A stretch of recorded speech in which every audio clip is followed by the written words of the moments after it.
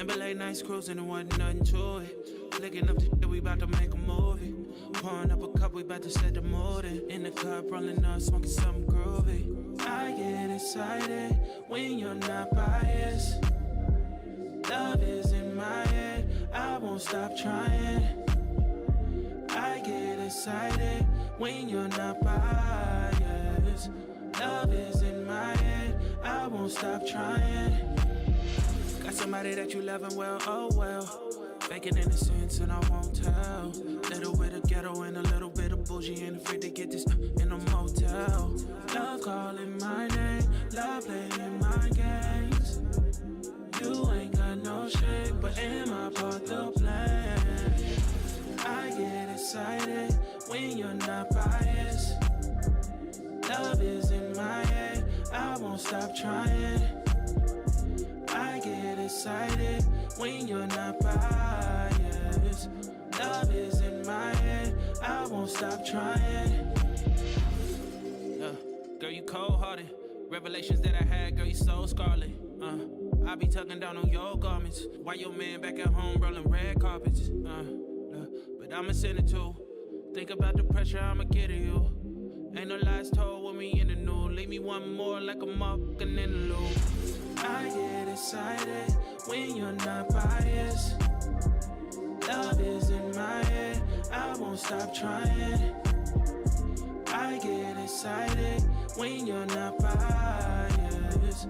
Love is in my head, I won't stop trying. I get excited when you're not biased. Love is in my head, I won't stop trying. I get excited when you're not biased. Love is in my head, I won't stop trying.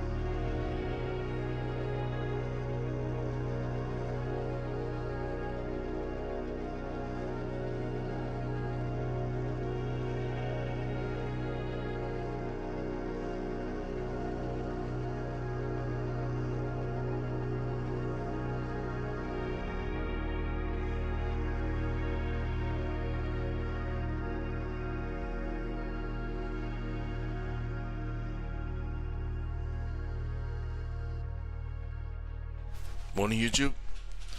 Good morning, good morning, good morning.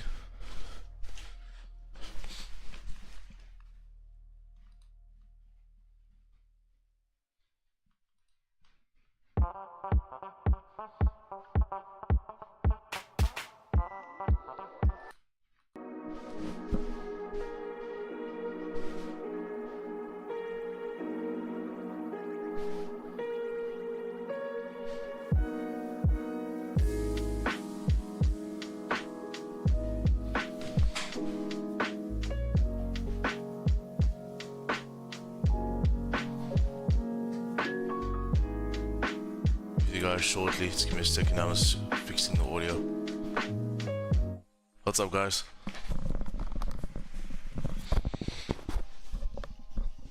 Just give me a second here, boys. What did I do the last time that fixed these? This.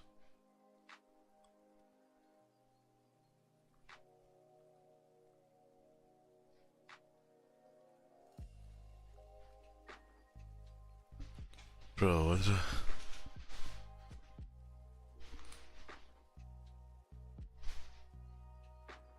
Guys, I'll be with you now. There's just a setting that keeps changing on the stream program that I keep needing to change. I do not know why.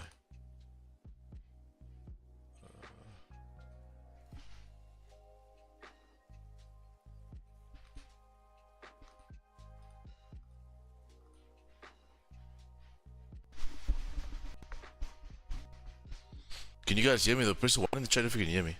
As long as you can, guys can hear me, that's the main thing, but...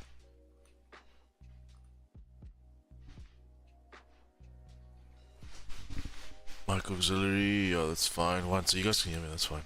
I don't know why it does this. Okay, let me just get that YouTube chat going.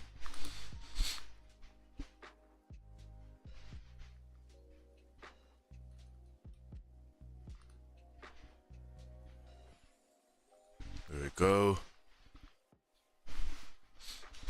Okay. Mark Pillay, good morning.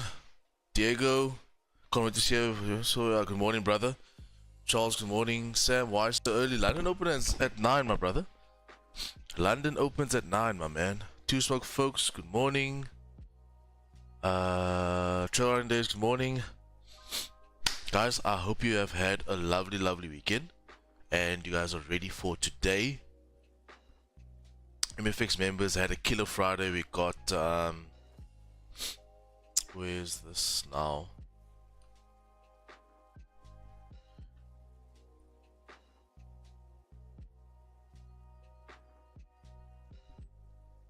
Yeah, so check this out. This was our Friday stream. Oh, where did it pop now? Friday streams obviously for MFX members only. We absolutely slaughtered it again. We took some gold longs in the morning.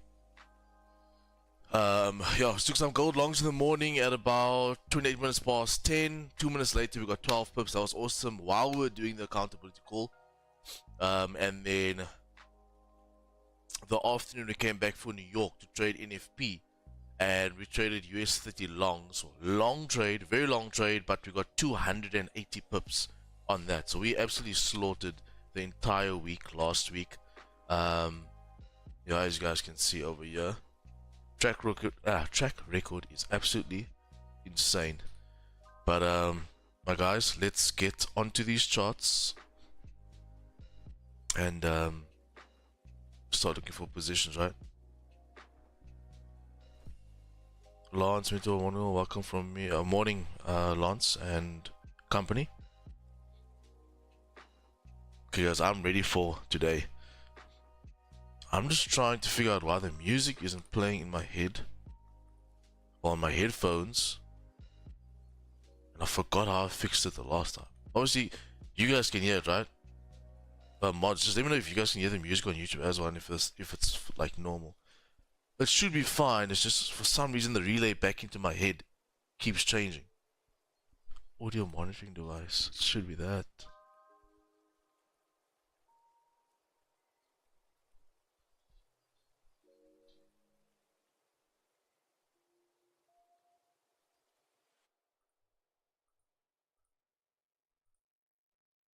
I know the last time it was this. There we go, got it. Sorted. Miles to the rescue. Let's clear that trade's taken.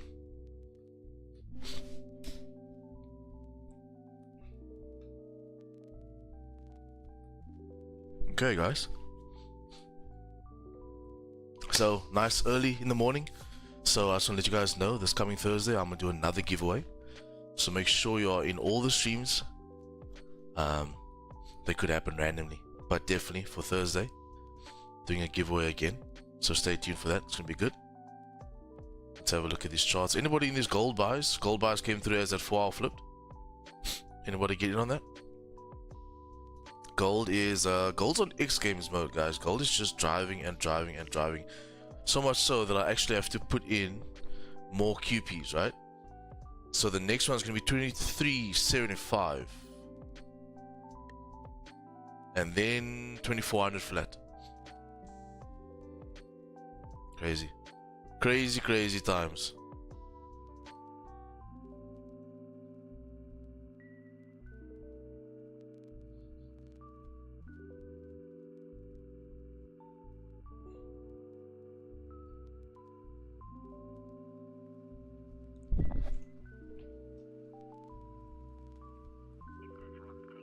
Okay. Weekly after NFP. So let me just show you the NFP results, so you can see how it was backed up by this as well. So this was last week's NFP results on Friday. The actual was greater than the forecast, which means obviously the dollar gained in strength within that news release, which means they should have paid less for an ounce of gold. This was that drop over there. Okay, so that was that drop, and then price rejected and started to come up. Okay, so which means that that fundamental pretty much helped price grab liquidity at the lows to continue with the upside momentum. Guys, today's easy. It's one of those where you close your eyes and buy. It's simple. Today's simple, boys. Really, today's gonna be simple. And I know I keep saying that every time we come on the charts, but you can see what is going to happen. You can literally see it. You apply your price action and you can see what is going to happen. Okay, so now looking at this weekly with price trading above the level of 23.25, already coming to tap into the QP level, right? It's one of two things right now. It's either going to reject that area or it's going to break and retest, which is probably the more probable position that we're going to be looking at today.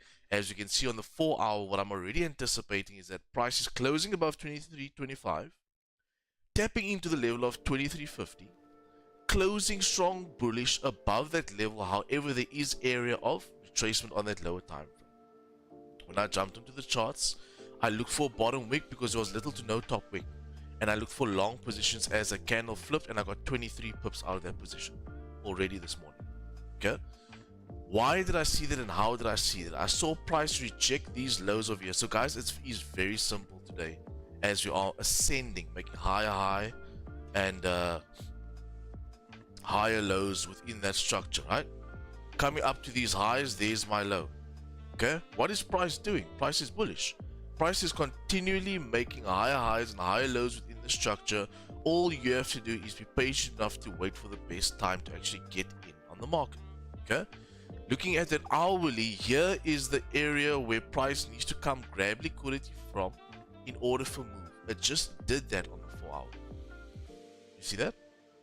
On the 4-hour, it broke that level, it retested that level, grabbed liquidity and started to move on that 4-hour flip. Now I wouldn't say it's going to be wise to look for longs now. I'll show you where I would get into longs next. Reason being, the push off that 4-hour level and the flip of that 4-hour candle has already happened.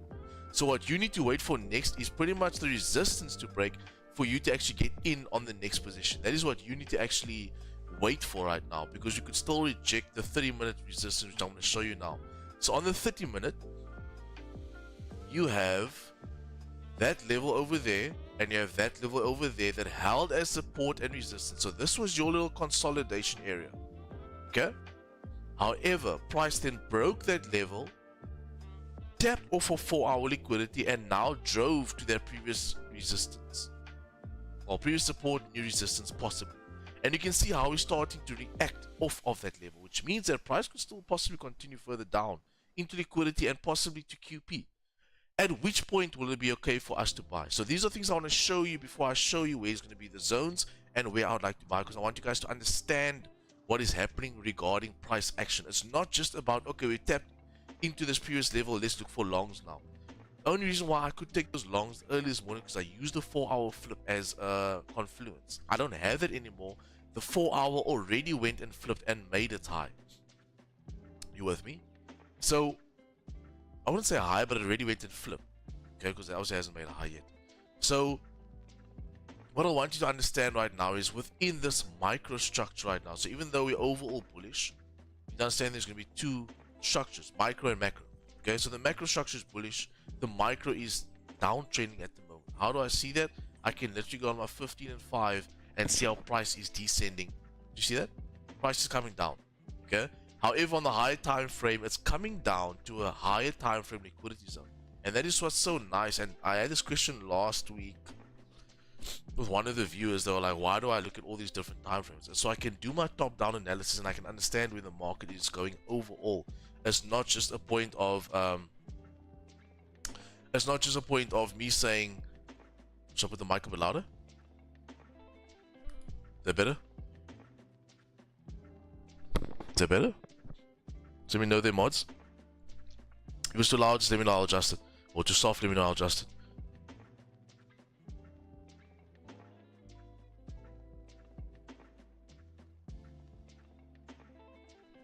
Yeah, so anyways, you guys can just let me know. Is that? Okay, perfect. Perfect. Okay, sweet, man. Yeah, so it's one thing to look at the market from the macro, but you need to understand is also what is happening right now. And that's where us as day traders come in and makes our job much more easier, because you can understand the intraday levels and you can understand where price should tap into before it can start driving. Okay, so if, for example, now on gold, more than likely for us to get into long positions, we need to break that 4-hour high that we had just formed, which is going to be the resistance level where price rejected off of perfect D, perfect shot, brother. Which is going to be the resistance level where price has rejected off of price. So you can see that support level there. Price is now tapping into that level. So for us to get into longs, which we want, right? Can we long where price is right now? No, we can't. Because on the micro, we're still downtrending. So in order for us to get long in this position, we need to break these highs. Then we can get long on the position. Because then we've done the liquidity, the grab of liquidity, pressed away from the level, formed support, broke the micro resistance, and now we're starting to go from this to this. You with me? So just like we wanted on our higher time frame, we need to see it on lower time frame, because this can happen if you just buy because it's now pushing. That's why, guys, when I do these breakdowns, it's so important to pay attention to price action, pay attention to the candlestick anatomy, pay attention to the levels, because all these things pretty much give away when is the best time to take the position. And I hope that makes sense. So let me go ahead and mark out my zones right now, which is going to be on the, what you call it, let me just get this quickly. My battery just died.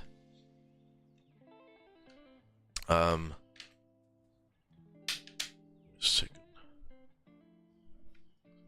Going quick Tetris here. Whoopsie. That wasn't supposed to happen. That's me just trying to sort this out quickly.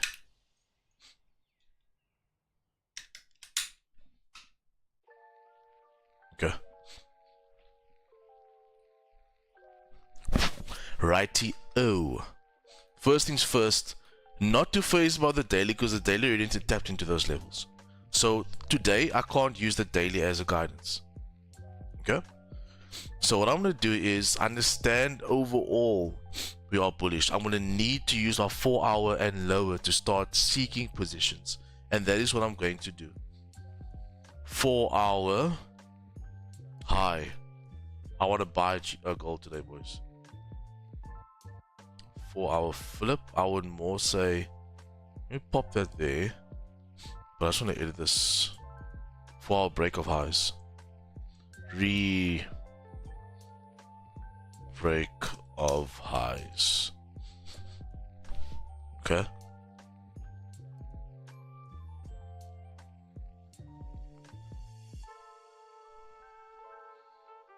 Yeah, I'm fine with that. And then let me drop down to that lower time frame after I get these 4-hour levels in.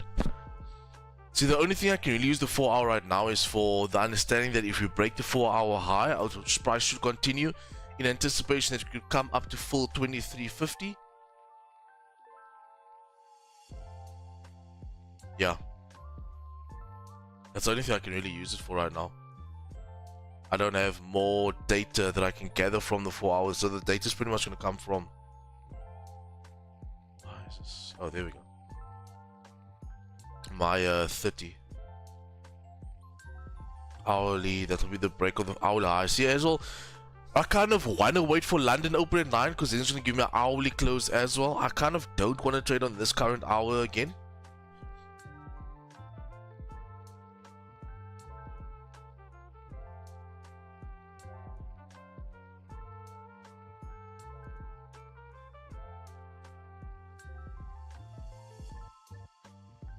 So I've added in my 30-minute level there.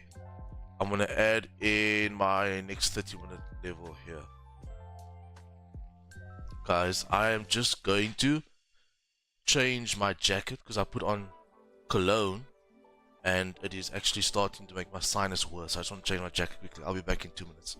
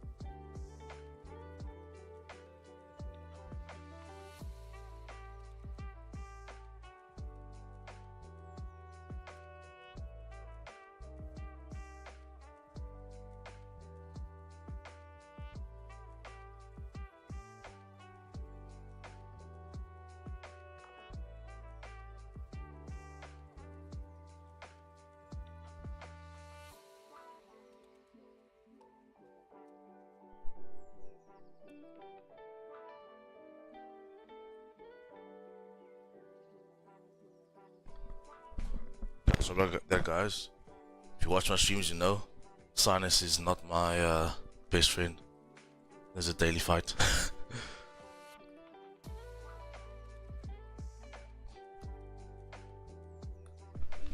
Okay, so now that the 30 minutes has pretty much retested this little support level here, as you can see, it didn't really dig deep into that 30-minute zone.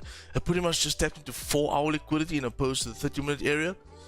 So that is something that we could note right there, that it could come down deeper to grab liquidity. And to be honest, if it's going to come down deeper, more than likely it's going to tap into QP. So I don't really want to buy at these lows, boys. I really don't think I want to buy at these lows. That was the 15 close, rejecting that quarter pip, rejecting that resistance level. I'm going to pop in another level here, which is the re-break of the 4-hour highs. And this is going to be how I'm going to be playing gold today. Gold's going to be a good one today. Watch this. Yeah,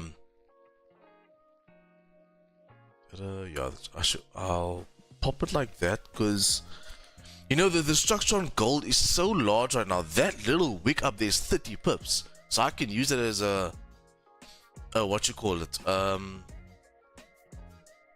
a wick full candle in opposed to just highlighting that whole zone. That's the thing about gold's chart right now, guys. The zones are huge, so just double check your stop losses, double check your points of interest when looking for positions, because these zones are huge, guys. These zones are really big.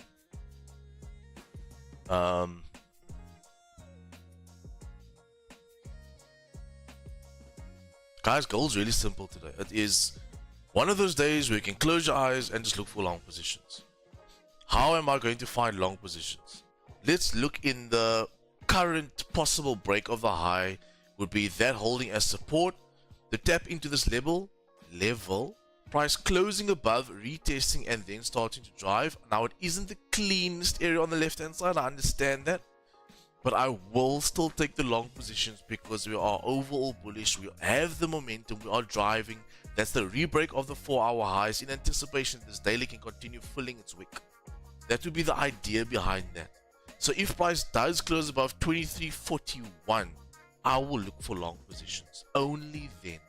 Because the problem is right now on this microstructure we are downtrending, which means that we could start buying there, let's say. And because there's resistance there, that could be the downfall of the trade, you understand?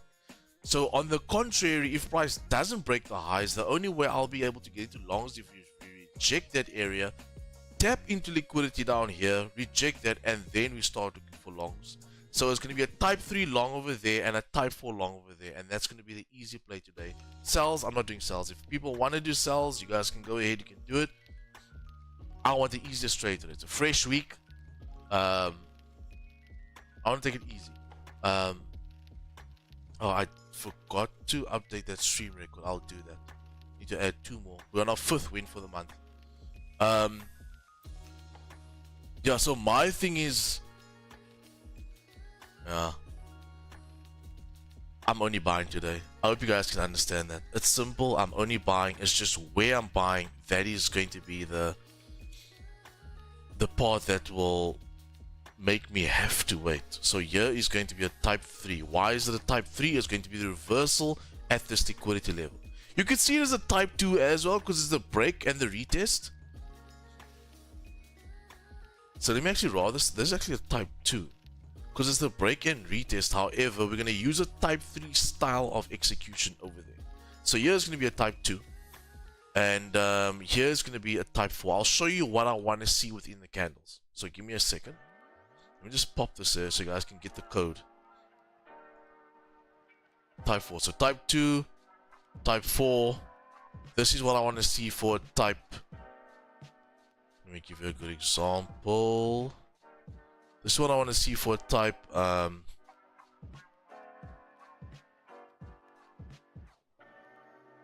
wait, I'll use these candles.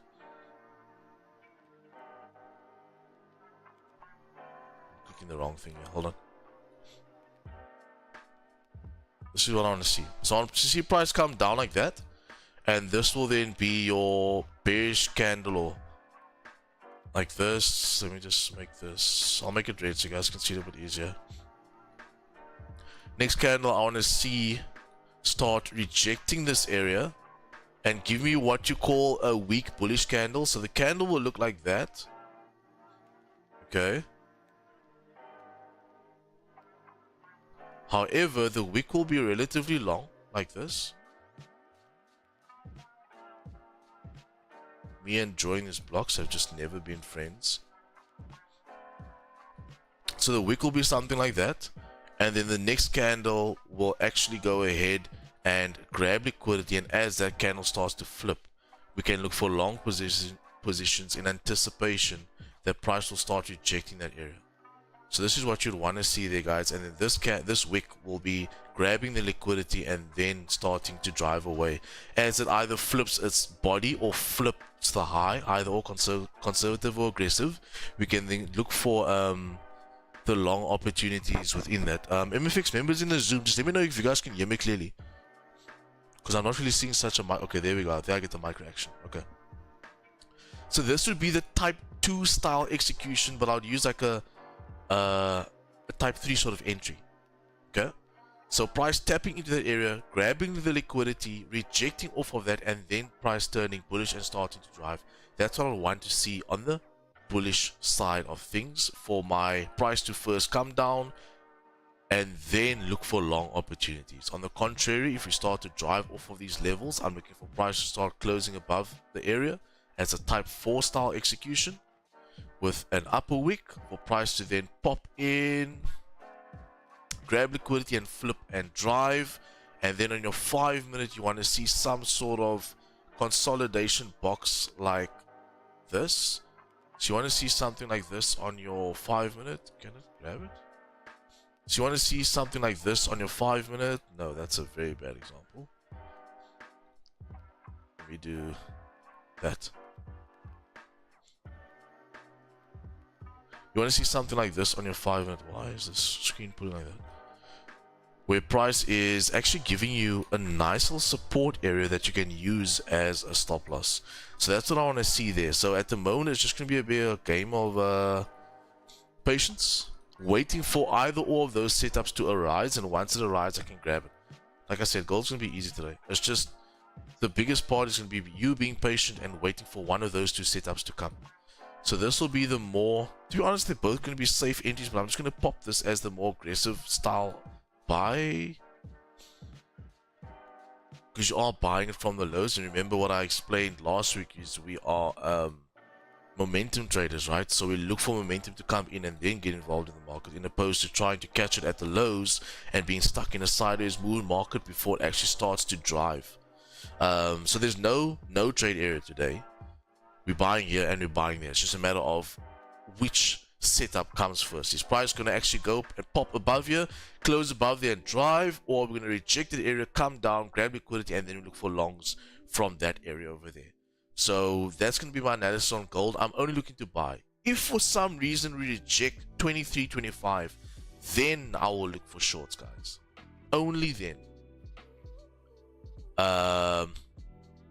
And it will also be aggressive shorts because I'm going against that actual structure. So I'm going to put my aggressive shorts here in case that is the play today and that is what happens. Remember, we can only plan what we're going to do. We can't tell the market what to do. We don't have control over the market. So if that is the case today and price does look to short off below 23.25, then I'll take shorts. But until then, guys, I'm not looking to sell gold. I'm only looking for buys. It's just me. I have to be patient for that buy opportunity to come. Okay?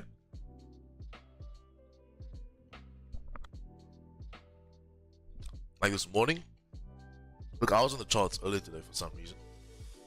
Now I normally just sit and I'll analyze and plan what I'm going to be doing. However, I saw the perfect setup on that time on the 4-hour, and I grabbed it and I got 23 pips pre-London, so that was quite cool. However, we right now for the position, we're gonna have to be patient. We're gonna have to wait. Can I get W's in the chat if you guys understand what I just broke down, what's going on? And then we can move on to GBP JPY. So it's gonna be simple as just being patient, boys. But I mean, if you're a regular stream, if you watch my streams regularly, or if you're an MFX member, you know that's something that is pretty much speak about all day. Just being patient, right? Okay, I haven't even looked at this chat. While we wait, don't forget to drop that like, and if you haven't already, hit that subscribe button. Yes, guys. If you haven't already, please do drop a like on the stream and sub to the channel. If you want to see what is really beautiful, check out our subs. We tapped into 300 subs last week. That's so awesome. So I just want to say thanks, guys, for the support. I really appreciate it. 313 subscribers in a month and a bit. Crazy. Absolutely crazy.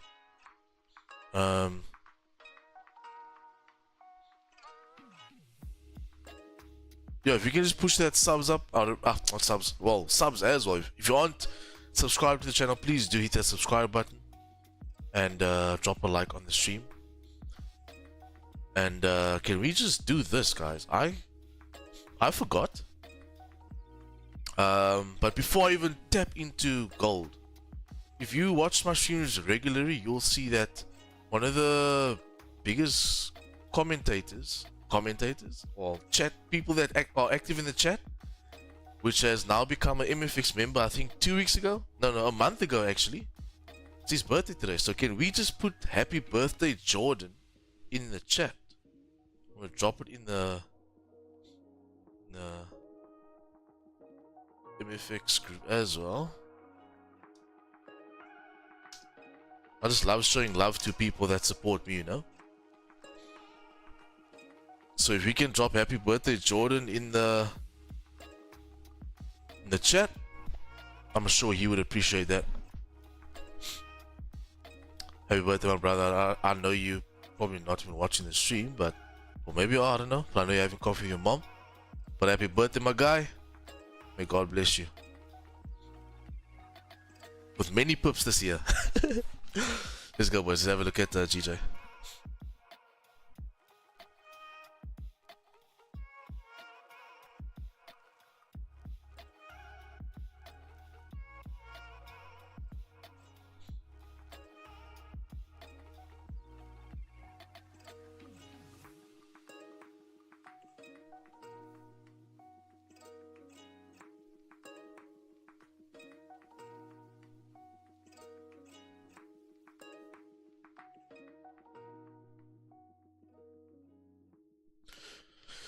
Weekly on GJ. Very choppy, but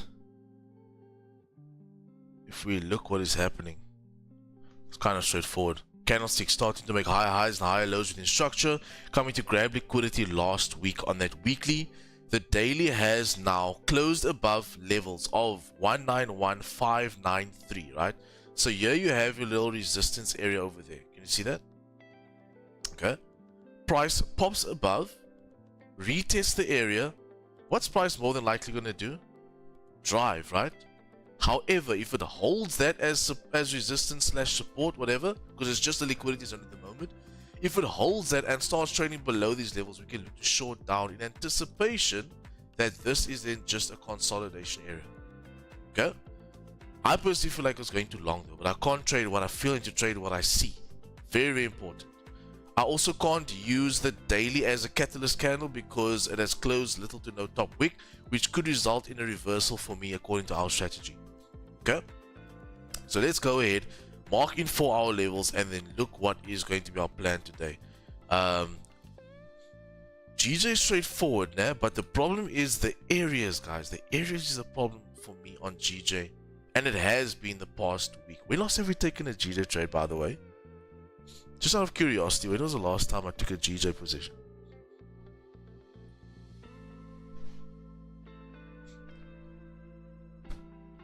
The 3rd. Do we lose it? No, we won it. GJ New York buys 20 minutes, 22 pips.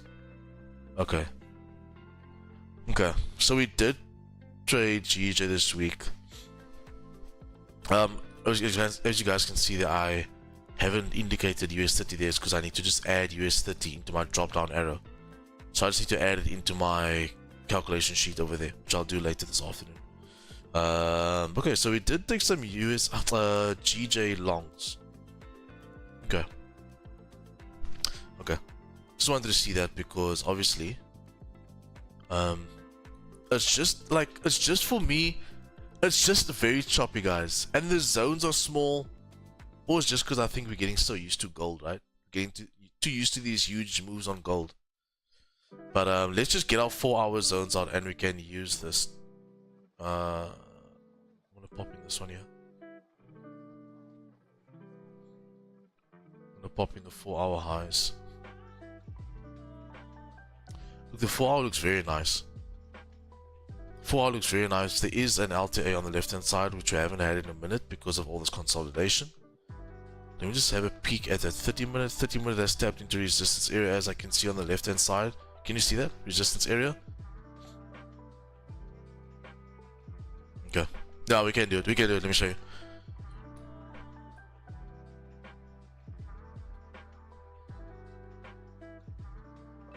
Have I missed anything? This area. Okay, I have to mark this in because I can clearly see we've tapped into this level multiple times and we rejected it multiple times. So for us to go long, we have to clear this level of 191889. Otherwise, it can be used as a resistance to short the position down. Hourly. Also rejecting that level of 191830. Okay. If we look at this 30-minute structure, we turn bullish there. So we are bullish on that 30 minute. Okay, 30 minute is bullish. There's 4v0 buys. I will show you now where I saw that. I just like you guys to understand what I'm seeing. Now it does obviously take me a second or so just for it to register in my brain before I can explain it to you guys. That's why you guys will see me pause. But I just want you guys to understand what I'm seeing here on the 30 minute. On the 30 minute right here, we have two bullish candles in the opposite direction, indicating that this was the pullback there. So price has driven from the highs, pulled back, created a low. So this segment's high and low was there, right? price has started to create bullish momentum to the upside, and now we're trading bullish with price making higher highs and higher lows. One of two things can happen here, very similar to gold actually. One of two things can happen here, and this is how I'm going to look for positions on this trade. I just want to tighten this up.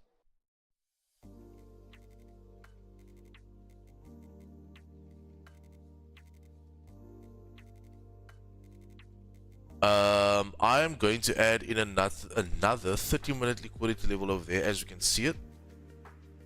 Can you see how we are breaking those highs? So at one point, this was a level of resistance. Price then came back to grabbing liquidity, a little bit of a deeper retracement, however, still held within the zone, okay? Then rejected the area, started to break above those highs to retest here, holding support now to possibly push away from that level. That could happen, okay? Now, I need to do two things. I need to start adjusting my 30-minute zones so that they are tighter. And this one I'm going to pop there. So you'll see what's very important, guys. I'll go into my 4-hour, get my zones, then go to the 30-minute, tweak that zones, and add in more 30-minute zones as I see them, not overcomplicating my chart. And then my 30-minute zones will be in blue. My 4 hour zones will be in gray. Okay, I just want to go back to that 4 hour to see something.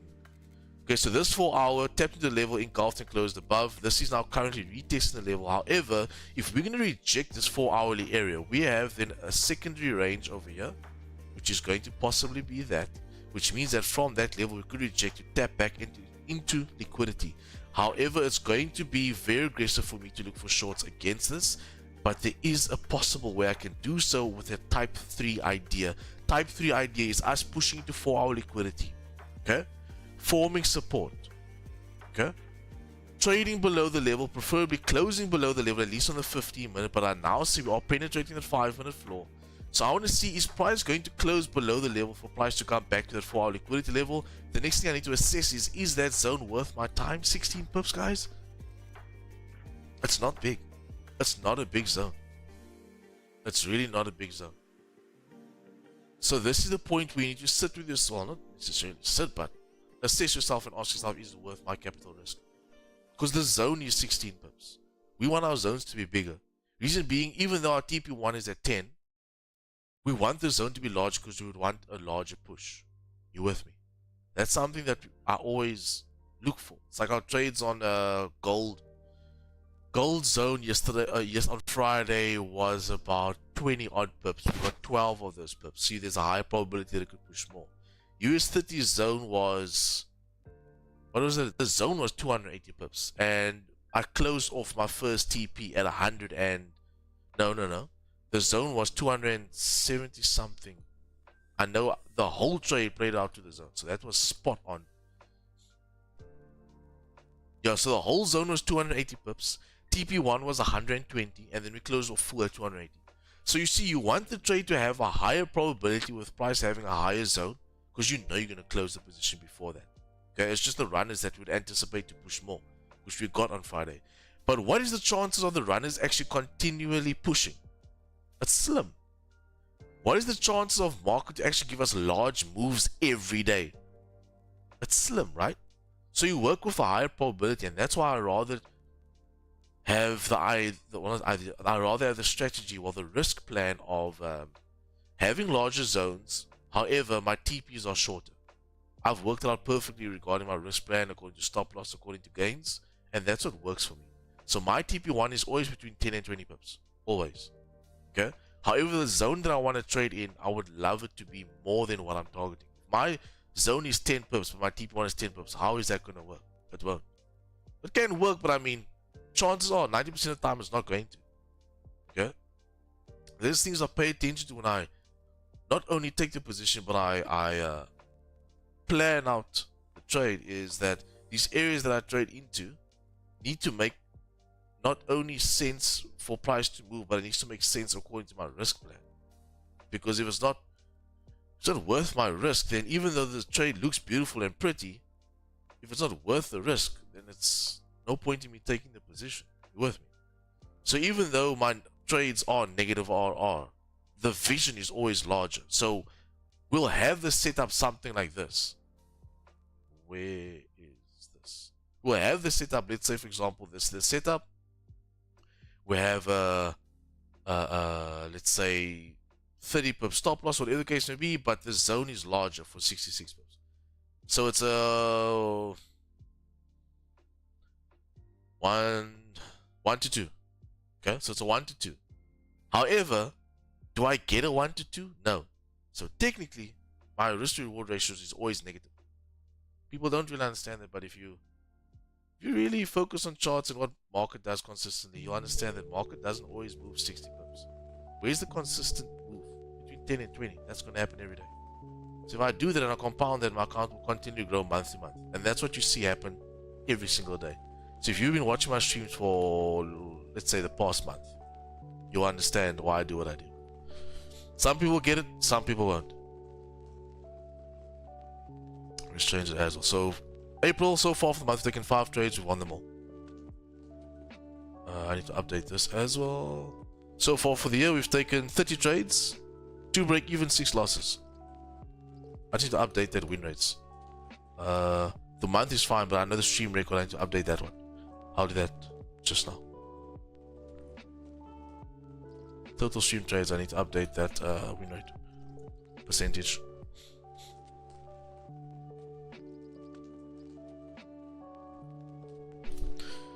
So as you can see, I'm just taking my time with you because I want you guys to understand everything that I do.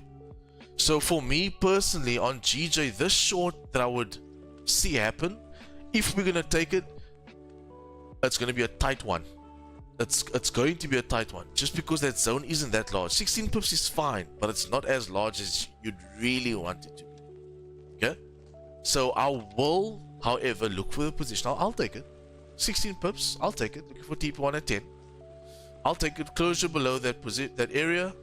Now on the next 15-minute candle, if I can get that closure below the next candle to tap in and start driving away. The issue that you need to understand is this is an overall bullish structure right now. So it's going to be a type 3 and it's going to be aggressive. The easiest play on this pair right now is going to be price rejecting this lows, closing above as a type 4, and us just continuing the longs. As simple as that. That's going to be the easy play today. To look for the aggressive counter, we can do it. I mean, you've seen us do it multiple times live on stream. But it's the higher risk trade. It's less probable. Where am I getting that idea from? That idea is coming from the 4-hour, which has now tapped into 1-on-1, rejecting that area. I'm going to understand that if it's going to re-break its low again, it's going to come back down to the liquidity zone here, which if you look to the left was a major 4-hour liquidity zone prior, which can definitely be tested again. So for me to look for longs, guys, I have to get above 1-on-1-842. Just because this is the 4-hour liquidity zone, that's the 4-hour liquidity zone. The question is, where does price need to tap into before it drives? And it is one of these two zones. So now that price has tapped into that level and starting to reject it, it's giving me signs that we're losing the momentum. Okay? If we start closing below 1-on-1-610, I'm going to short the position down. I'll do it. Okay? However, if we hold that level, reject 30-minute support, which it is at right now, breaks the high of 1-on-1-830, that is going to be simple longs. Easy, simple longs. Yippee-ki-yay. That's going to be an easy day. But until then, boys and girls, we gotta wait. We have to wait. So this here is going to be my no trade range.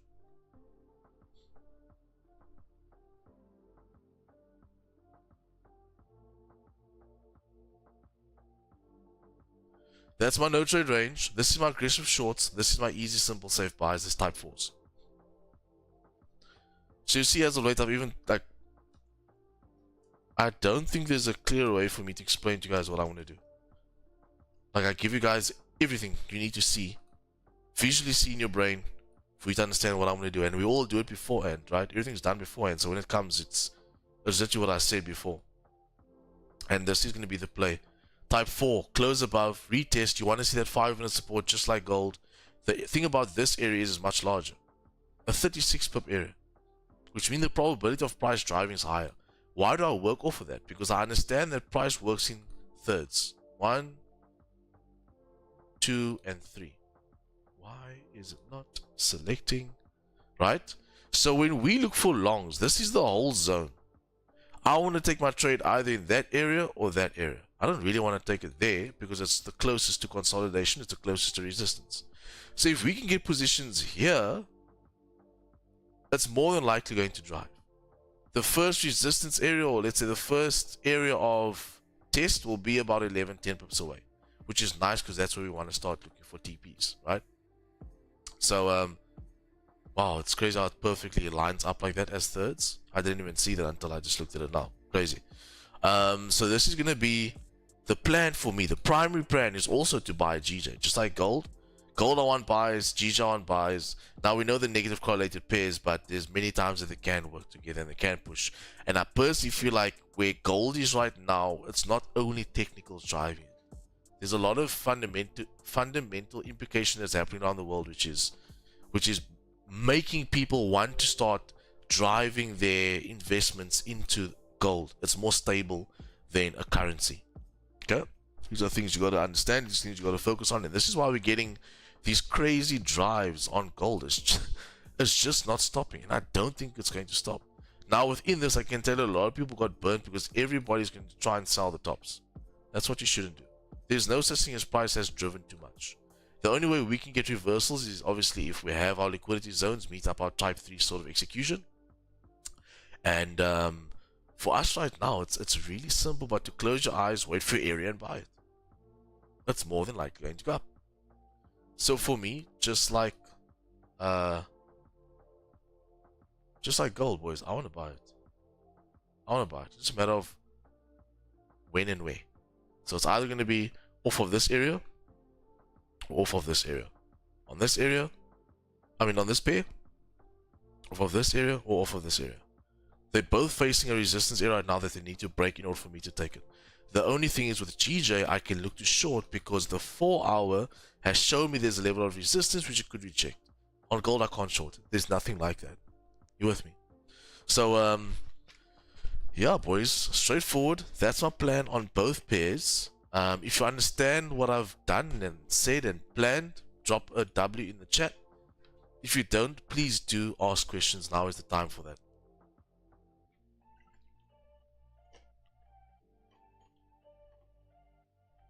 Let me just get that calculator. So break evens for me seen as wins. So it's 32 wins for the year, 6 losses. Just want to get that win rate right.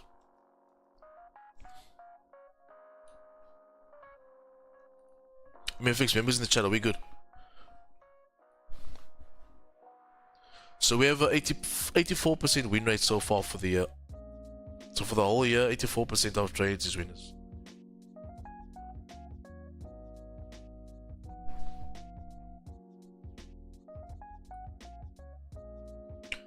And this is, I think this is a nice plug right now for me to make you guys understand that losses do occur.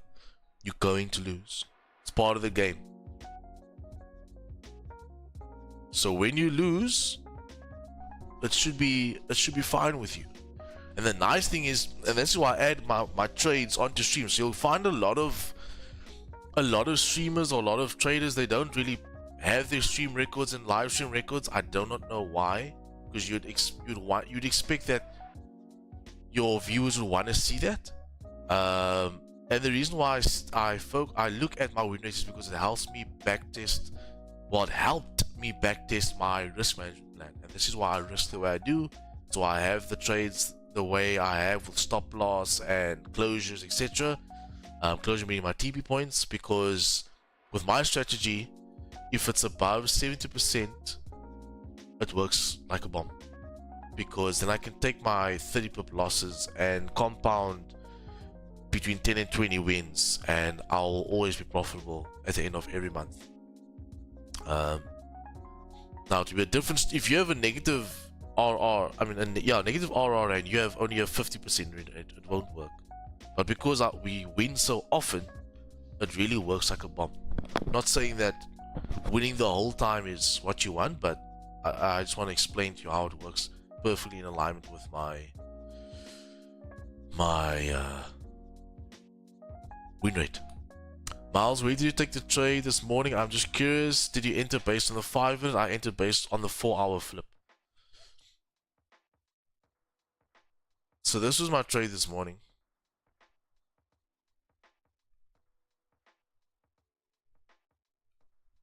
Let's get a few.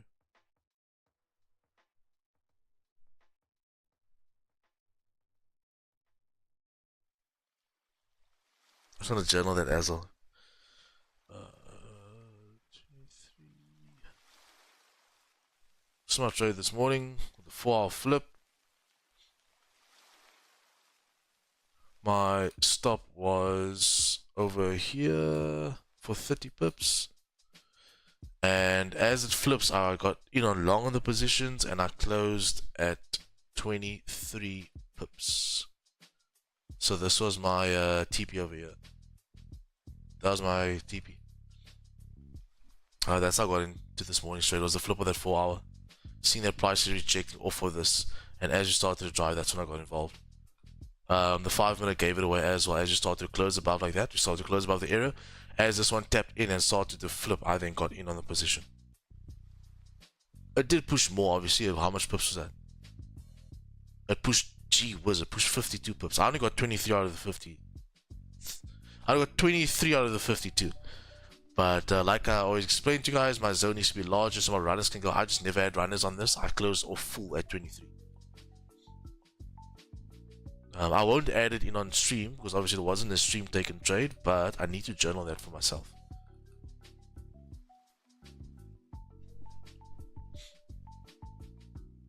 Tell how long it was as well. It was a 4-minute trade. So, what's the date? The 8th.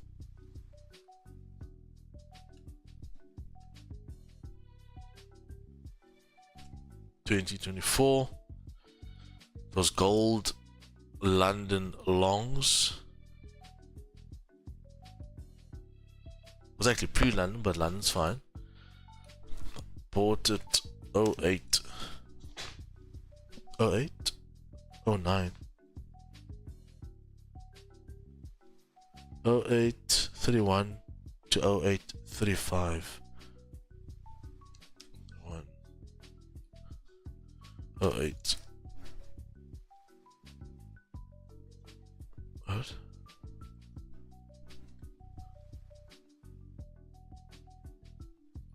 Sorry, my bad. It was 23 pips. So we win. Type 4. Type 3. 5 minute.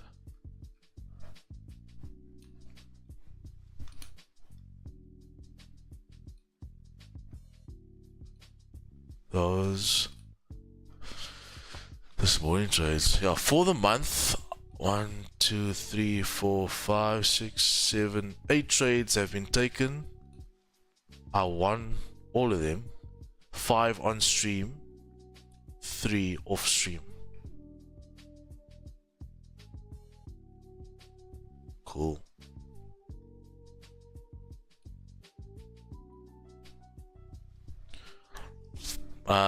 Guys, if you have any questions, drop them in the YouTube chat. Other than that, boys, we're just gonna wait for our setup.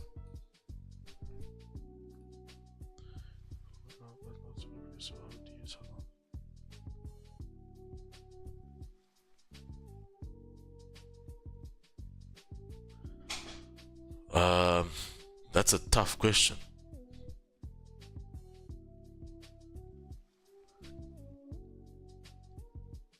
That's a tough question. I think it'll just be based off of the dollar amounts you'll be comfortable with losing per position. To answer that question.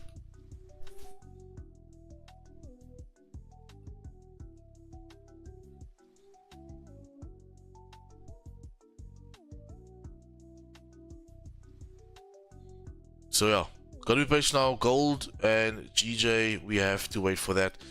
CPI tomorrow. Where's this calendar? Not tomorrow, Wednesday. CPI Wednesday. 2:30. MFX members, I'm gonna do another private stream for New York. We're gonna trade that again. Let's kill it again. YouTube, I'll be live with you guys London Monday to Thursday. If you want that extra, join with the MFX group. Students are doing well. So if you really want to level up your trading, that's definitely the place to be.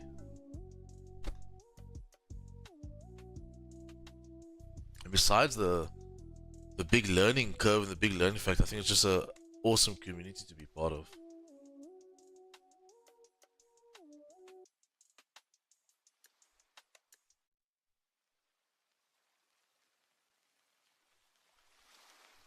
Okay, boys, I gotta wait here.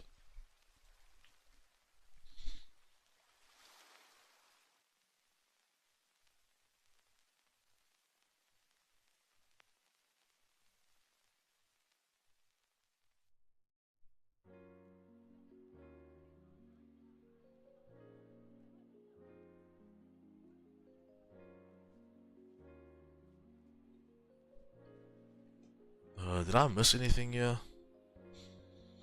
My patience increased watching this stream. That's a W right there, 100%. I'm glad.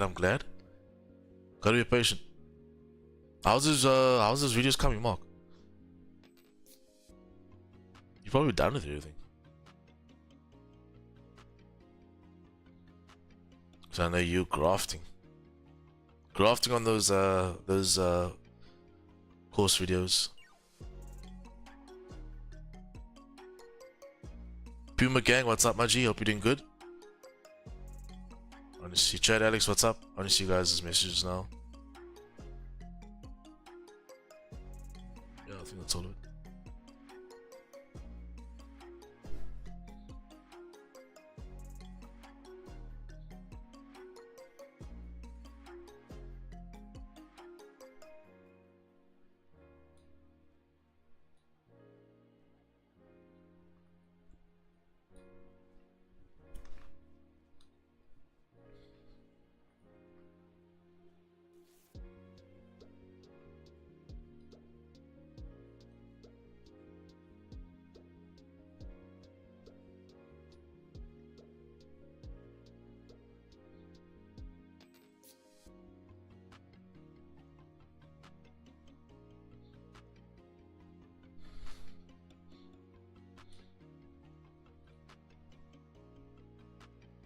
What's up, my man?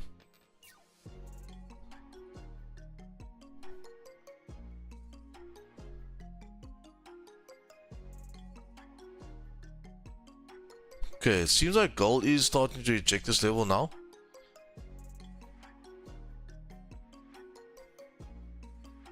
GJ doing the same thing.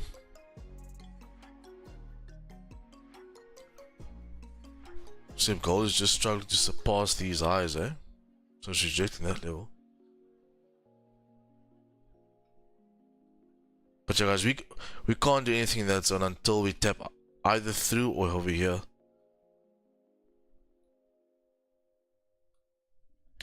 I think GJ looks the closest to an actual setup. But yeah, we just gotta have to be patient.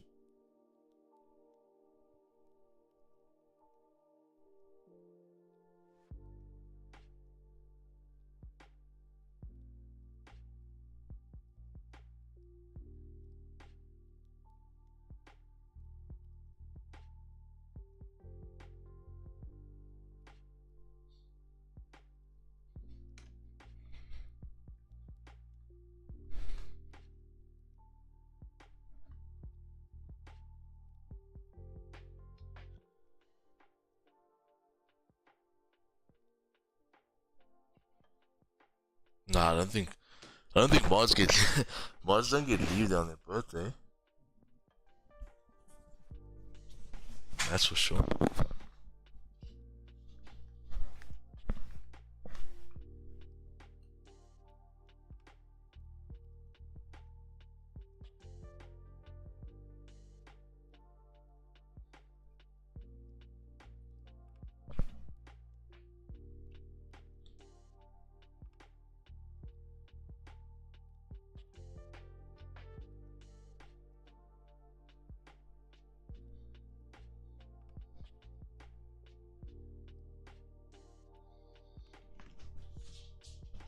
Yeah, you gotta keep tabs on your stream, man. I should call all your trades taken.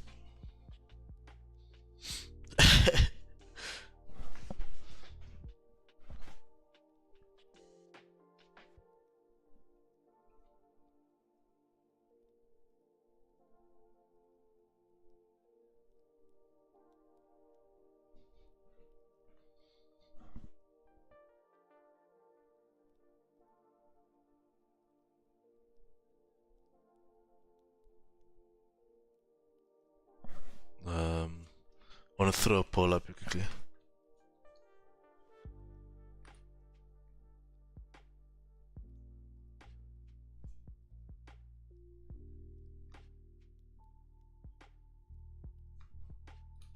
Wait, for me to actually chat, I have to do it on Streamlabs? On YouTube.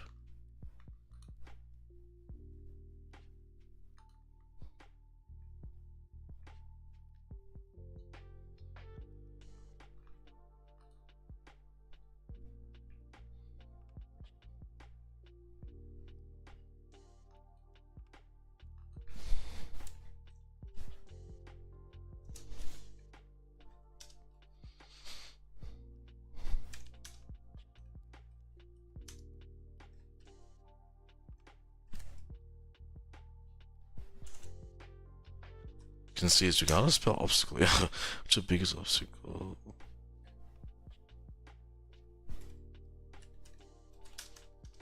Let's do a little Q&A. I've asked this question before. I just want to see how things have changed in the past month. What's your biggest obstacle currently in trading?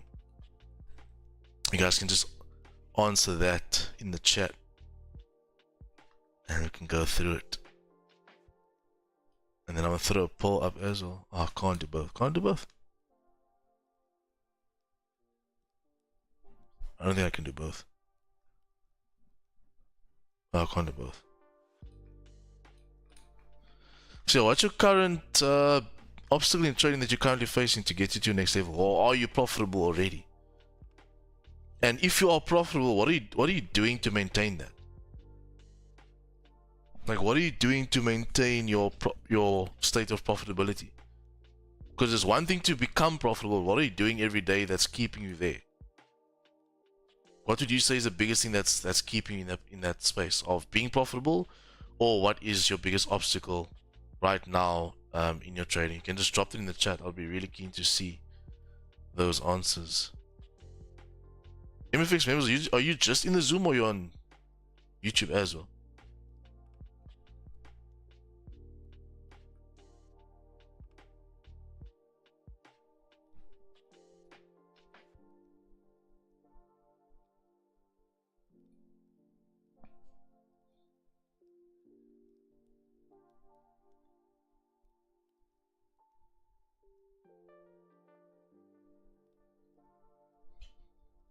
I don't think we have major news today. No, we don't. Today and tomorrow might be a bit slow because there's not really any fundamentals driving. So now it's just retail traders trading. Zoom only? Okay, that's fine.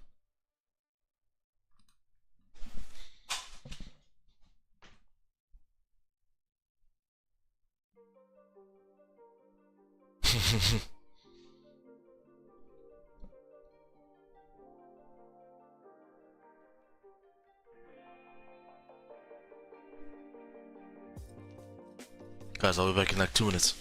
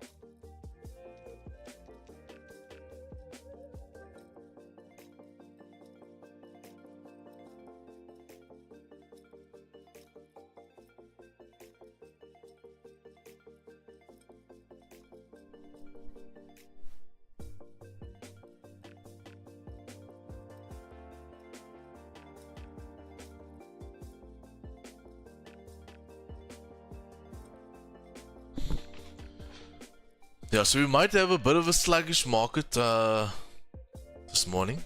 We'll see. But obviously we don't have any fundamentals really driving price today.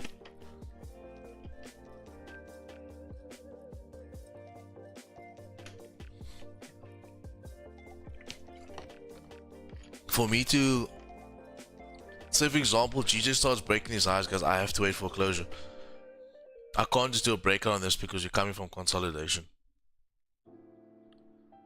So for me, the rule of thumb is we gotta wait for closure above.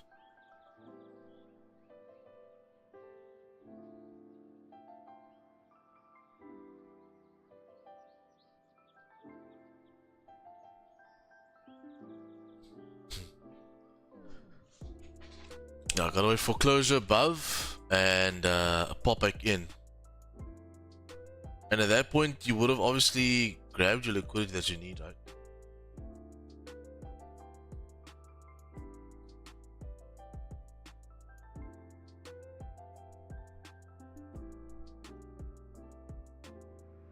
On both pairs, actually, you need closures, yeah, because you're coming into areas of 4-hour liquidity.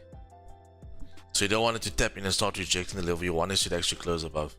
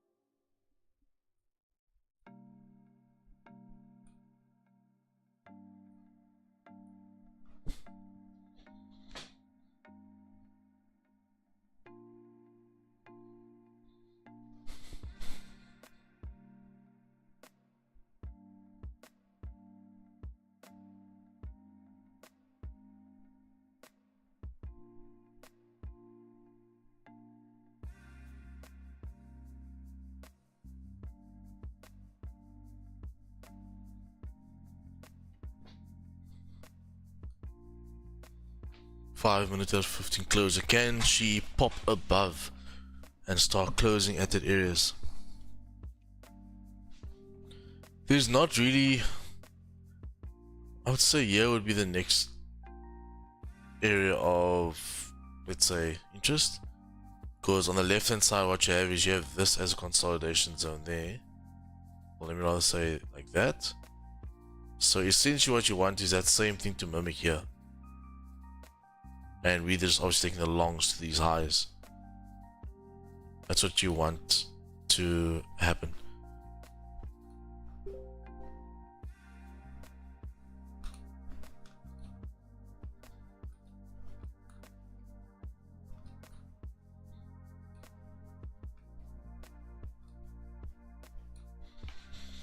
But we gotta wait.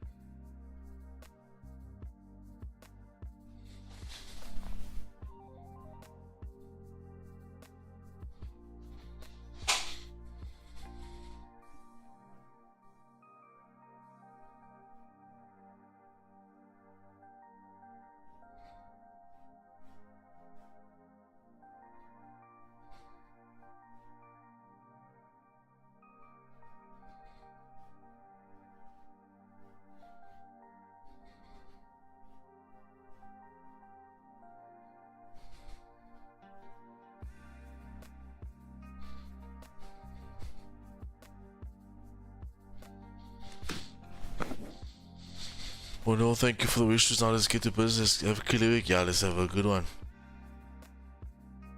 But the boy.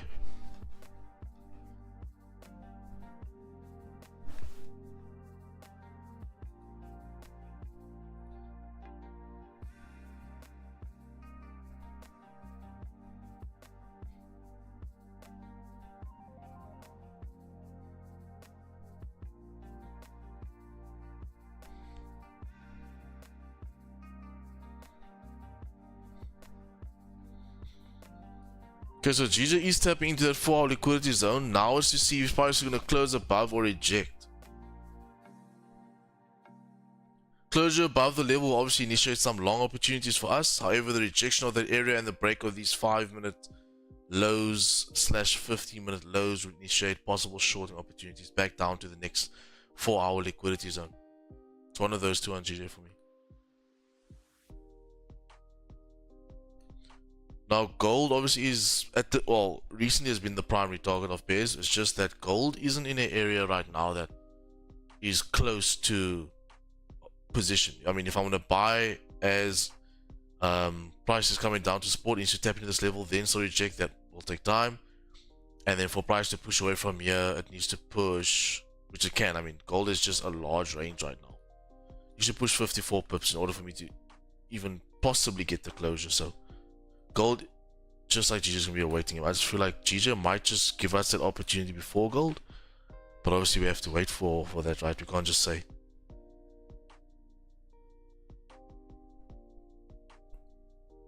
So we are tapping into the liquidity zone right now. We've got about 45 seconds before this candle closes. Let's see what is going to be the closure on this. For me, also the long, if it's going to buy the longer stalls, the better, because then it creates that 5-minute support that you really want.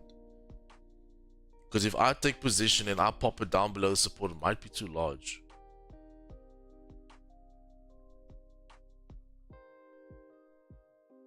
Okay, not actually. It'll be fine. It'll be fine.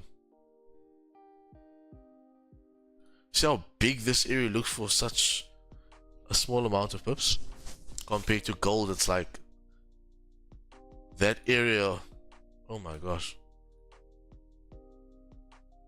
it's like night and day difference. Like all 76 pips. Okay, that was your 15 closure.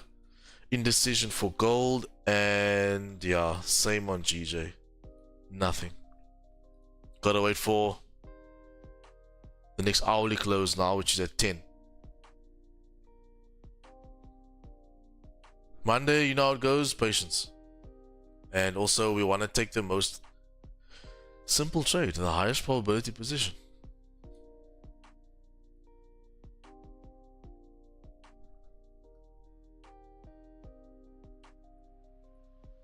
I really like this 4 hour. The 4 hours closed above, came back to grab liquidity with pretty much your Maribozu bearish, which in our books, when it's Maribozu in liquidity, it's as seen as a rejection candle. For the next 4 hours to create its bottom wick, which didn't surpass the previous, which is nice. For price to then close above that, the tap in and the price break of the previous 4 hour high will definitely be very nice long opportunities for us. All the way to 192,500, which is the quarter pip. Obviously, we'll target before that, but that is the idea that you have coming from this daily break of structure, the retest, and the possible drive. So here you have liquidity, then you have the break of structure, the retest for price to drive.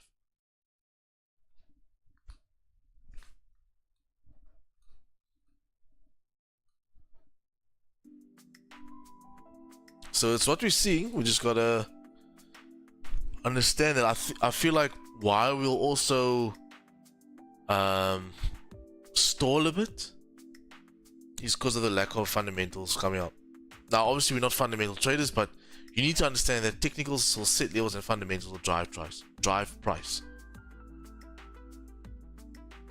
So even though we don't trade it, it does have a big influence on the markets daily. Almost bought gold at 23.04 this morning, but I had to stay disciplined with not trading out of session. Bittersweet. 23.04. Gee whiz, bro. That would have been crazy. 420 pips on your birthday. That would have been crazy. I had some gold longs this morning. Got 23 pips out of that. 4-hour flip candle. What time was that? 23:04.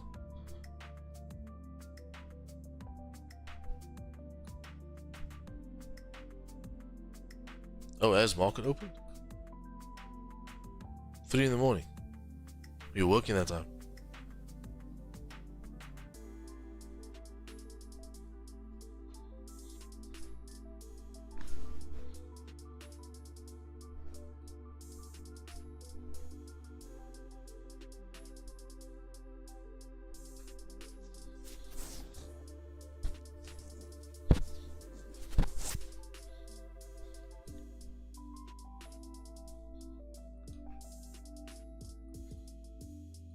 That was a crazy move.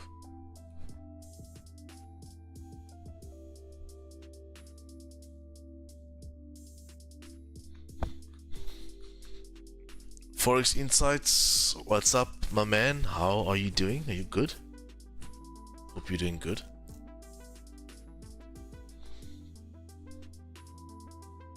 How was your trading week last week?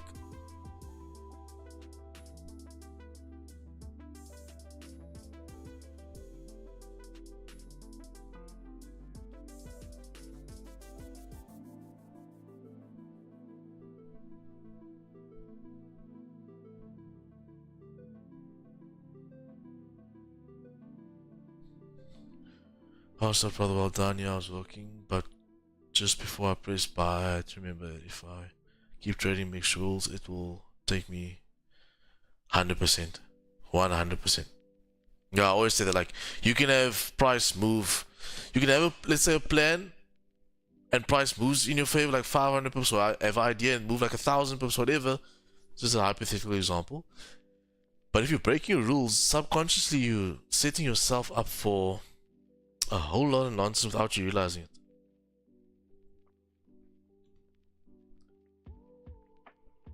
So you have to be patient, man. Patient with yourself daily so that you can stick to your routine and your discipline daily. But well done on that discipline. I can definitely see things are just getting better and better for you. So well done on that. Break even last week, but there are some trades I've been eyeing since Jan that are finally near my zone, so keen to see what happens the next 2 weeks. All the best, my brother. Hope you have a good one. Hope you slaughter these charts.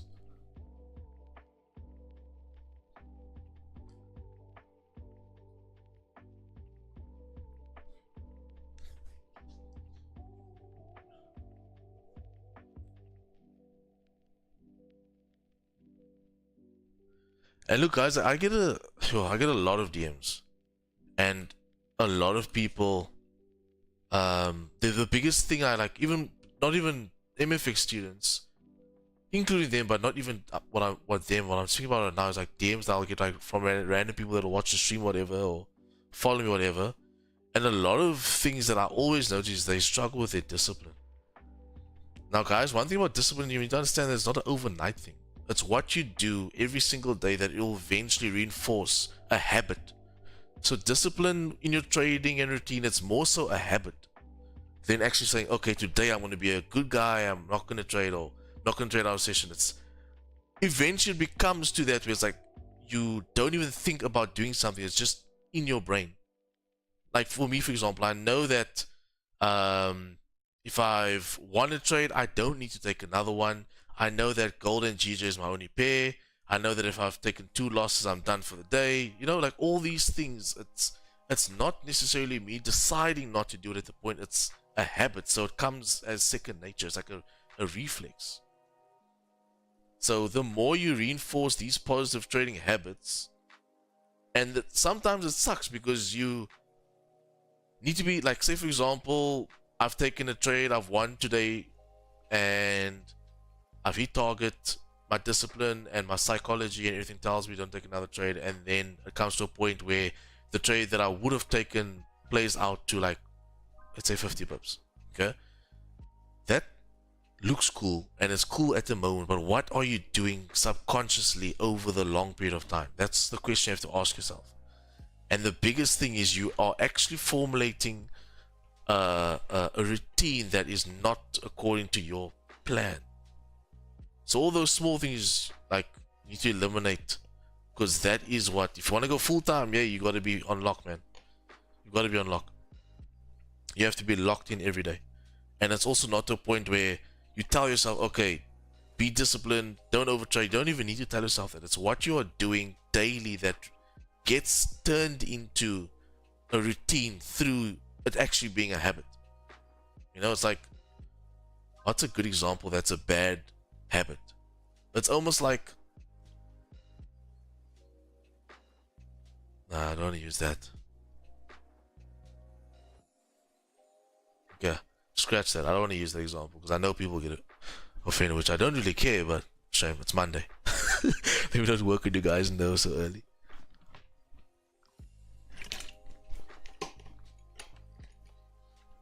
But our biggest thing for discipline is what you do all the time, which is actually a habit. So it's almost like the habit of, why is all the examples that's coming to my head not the nicest thing to say on YouTube?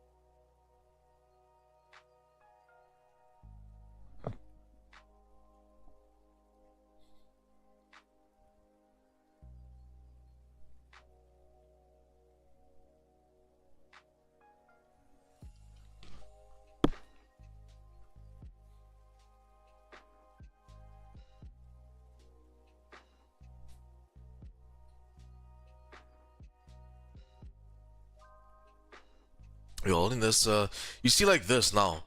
For me, with price stalling at that area, if it is going to turn out that it will be a long position, for us to start getting 5-minute candles that look something like this now will be beautiful, because then you have a support level over there for your next area to just tap in and start driving. So you want to actually see price start to close above these levels right now. I know we are stuck in consolidation, but the idea that I'm trying to show you guys is that when you do get into longs above here, you have a nearby support which can solidify a point of management for stop loss. So if the chart or if the pair isn't going to come down and let's say it does close above you kind of want that to happen in the next 5 minutes where price starts to trade above, retest, and then drive, because then you have your support level over there, which is quite nice to see that on the 5 minute. I'm saying, bro, plus I'm off Tuesday, Wednesday. What? Didn't I read that?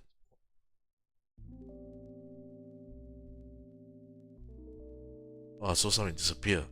I'm saying, bro, I'm off Tuesday, Wednesday, Thursday, so I can give London the patient focus it deserves. Shot by that play, bro. For sure, my man. And yeah, I see you. It's your net today. It's Jordan tomorrow, and it's Mark on Wednesday. And then MFX members, Thursday, Friday, we have open for one-on-ones.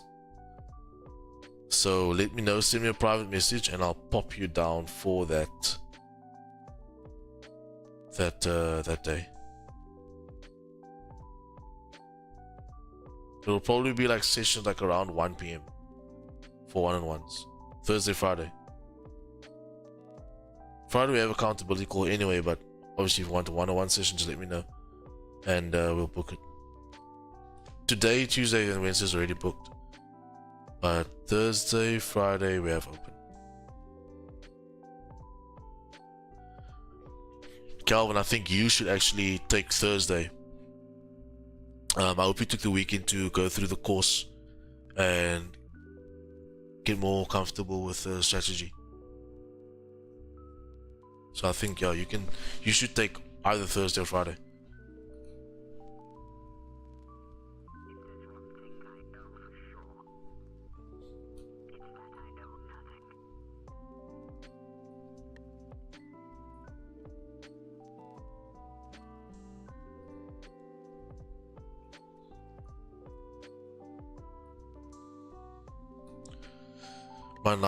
Wait. I'll keep you updated for sure, brother. I know, what will be like 7 hours difference? I think we might be 7 hour difference, but we'll make a way.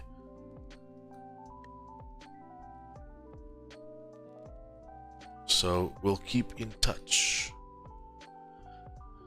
Lance, my 9 to 5 is my biggest obstacle to trade the session. Learned the hard way from trying to trade at work. I think a perfect person which I've been coaching or mentoring at the moment through that sort of predicament is Jordan. So Jordan will give you the best advice. Obviously I'll mentor you through that, but Jordan will give you the best advice through that, because I think that's his obstacle at the moment as well, and I've given him ways to work around that, or you know. Yeah, but my thing is always like intent and intention. Trying to trade at work, it's tough. It's tough. Because for me, when it comes to my trading, I dedicate certain hours to it and I give my all to that time. So you guys know by now, 8:30 I'm on stream with you. By 11:30 at the moment, we're done. Those are my trading hours. If I don't get a trade, then I'm done. Then the rest of the day I focus on different things. Because when you try to juggle everything, that's when your mind isn't all there. And with trading, you have to be all there. You have to. Unless you're a swing trader, then it's fine. But for us as day traders, your mind has to be there. And then the nice thing about it is also once you get your position done. So say example, I didn't own a company and I didn't run these live streams. Technically, I would have been done today by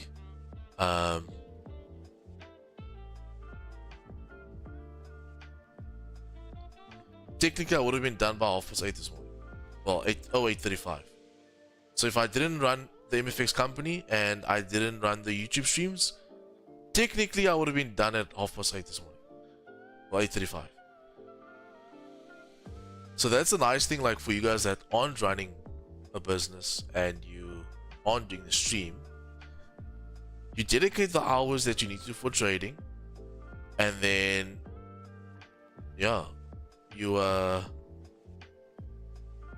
do whatever else you need after that. But also, like session wise, if you may be working from 9 in the morning till 5, that's why I also love day trading, because I can make trading work around me and not me necessarily work around trading, if that makes any sense. So for example, like you don't have to trade London, you can go trade New York. If you don't want to trade New York, you can trade Asian. I don't think you would want to trade Asian because it's early, but you could also then trade pre-London. So you could trade Asia going into pre-London.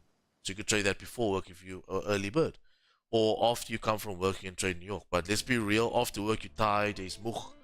You have to do things for the next day, make food. I don't know if you have a family, maybe look after the kids, spend time with your wife, whatever the case may be. So realistically, trading after work, some people can do it, but realistically, come on now, how focused will you really be? So I would just dedicate hours to that. But also, there was a brilliant solution I gave the guys on Friday in the private MFX group. Is your outway. Like, you need to see a way out.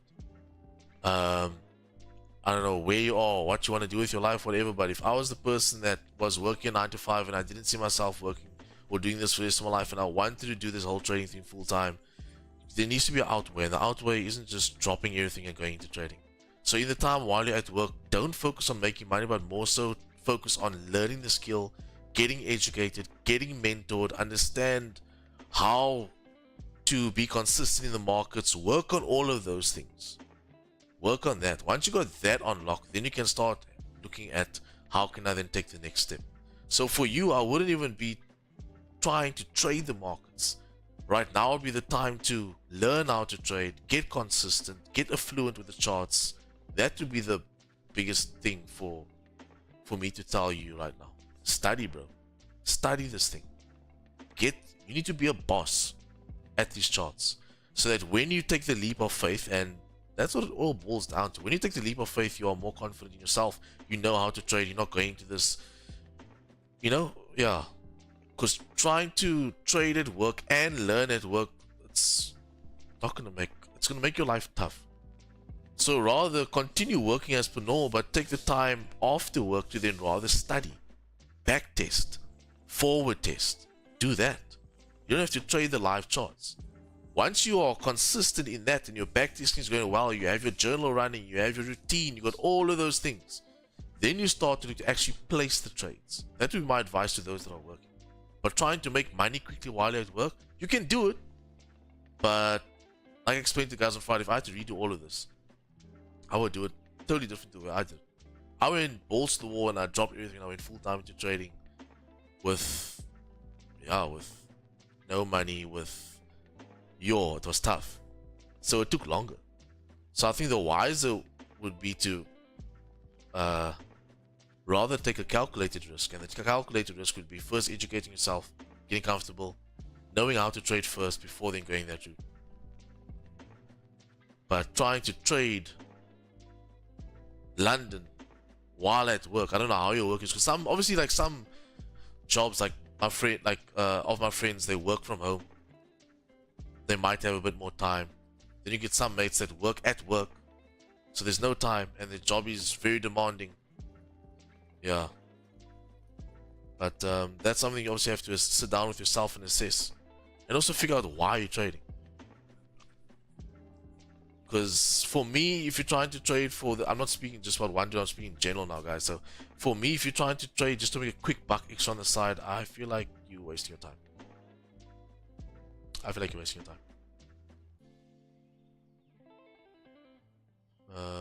It's 4 AM where you are, Calvin. What's time now? 19. So we're about 6 hours difference. About 6 hours difference. Says volume is still good. It's just so you can consistent market, but if you don't trade at work, this is a trade. Yeah, for sure, 100% Jordan.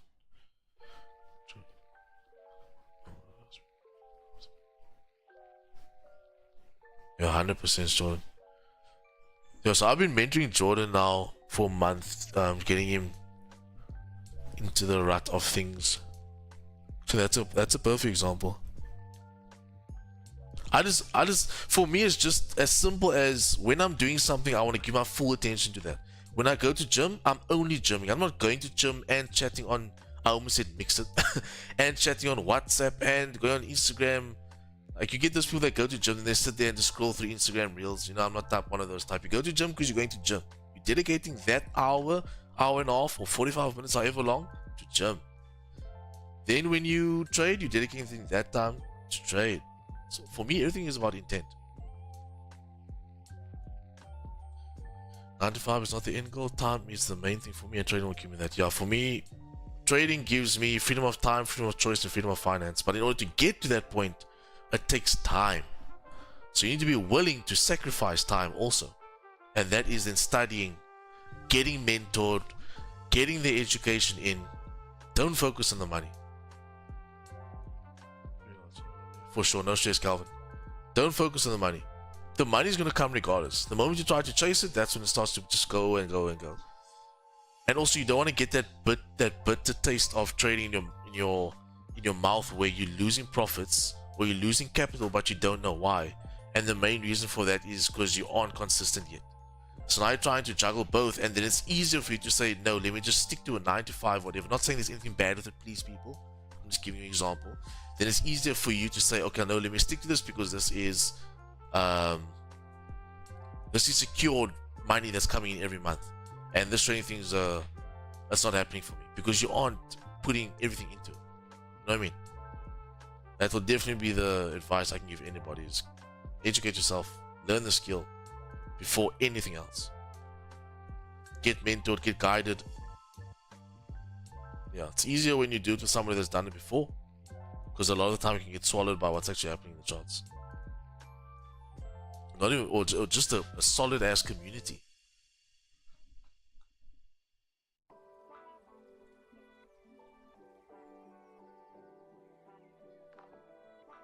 Guys, I'm coming now. Oh, never mind. Here he is.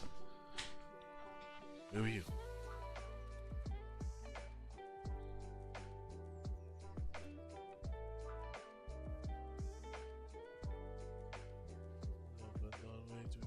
For sure, bro. Doors is open. Always open. No stress, lance, many things that don't rush the process. Enjoy the journey. These gurus. Yeah. Look, overnight success takes a lot of overnights, if you get what I'm saying. So to see that overnight success happen to yourself, you have to put in a lot of hard work, a lot of late nights.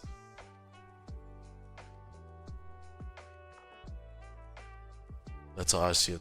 Because for me, it's you get 10,000 hours of backtesting, then you get 10,000 hours of actually testing on the chart. That is something that people don't understand. There's a difference between chart time and actually practicing on a replay tool. You have to be with the live markets as well. I'm back in Cape Town and it's raining. Bro, I've been seeing what's happening in Cape Town. Trucks are being flying off of bridges and stuff because of the wind. And I see it's like that in Paul as well. Hectic. But look, today's weather here where I am is, bro, it's mad as well. This morning was. I don't know how it is now. All my windows is closed for the lighting effect. But this morning and last night when I went to bed was wild. But PE is like this. Like you'll have like half of PE raining and then the other half is like nothing's happening. It's like you're in two different cities. My dog stole my heart on your Insta yesterday. If you wake up on that, just saying. Nah, he's my boy. This is my my bodyguard when I trade. Bro, I worked all night in that nonsense. Sun was shaking my vehicle chassis, dude. I can only imagine, bro. I can only imagine. But the videos that I'm seeing on IG is nuts. Well, yeah, on IG, yeah. That one where the truck got blown off of the bridge, and there's one where there's a bucky pulling a caravan, and the caravan gets slammed into the rails as well on the bridge. That's mad. Very cool. I was taking a shower. Is there crime in that sort of weather even? Is there even crime in, let's go now. Is there crime in that sort of weather? Like, don't the criminals think, nah, it's cold outside, not today? You'd think that they'll check, nah, it's cold. I'm good. But a Tukop doesn't play, bro. He can put any obstacle or weather in his direction. If you want something, he's gonna come get it.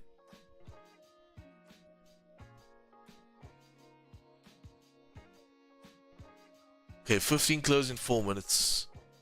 Nothing really happening so far, but every closure, I'm just gonna look for that possibility, right?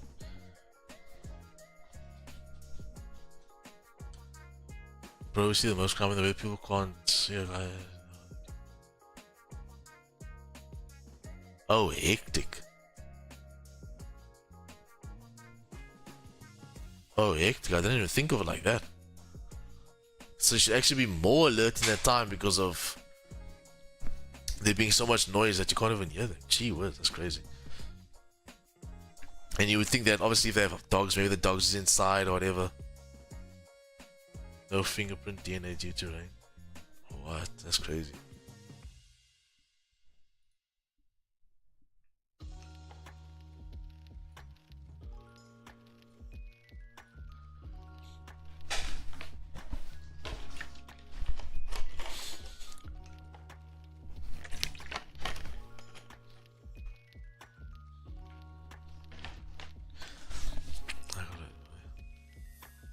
Do you respond alone, or is it like it's like multiple oaks?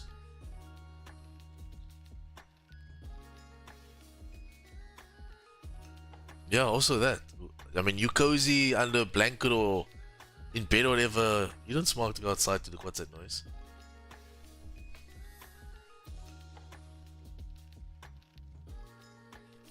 I go look though. I don't play. If I hear a rattle or a noise, I'm gonna go look.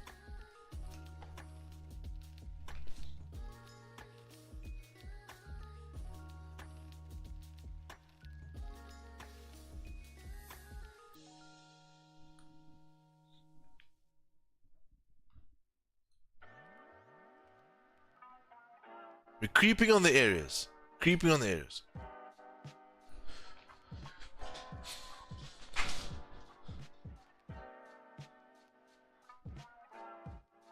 Tikop will be the most consistent up and about through all the sessions. Bro, I'm telling you. I'm telling you.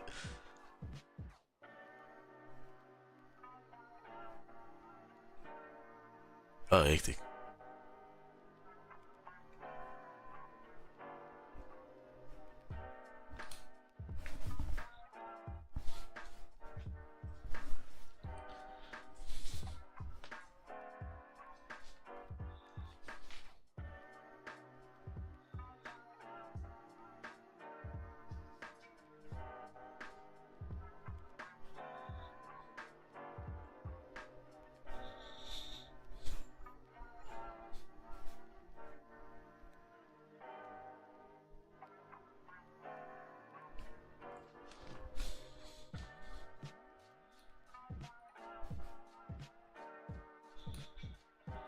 $15 close again, but more than likely we're gonna wait for a 30 close, boys. Because it doesn't seem like we're driving enough. Let's see that we've got 30 seconds. A lot can happen in 30 seconds.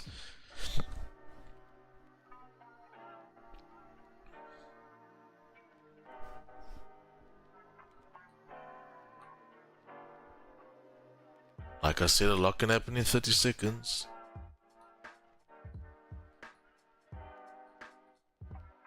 Okay, my zone is a bit higher than that Wix. I just want to include that properly.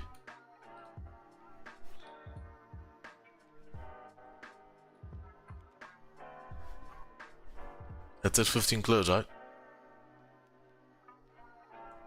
Not the best close for me, guys. Not the best close. A close above, but it's not the best close for me.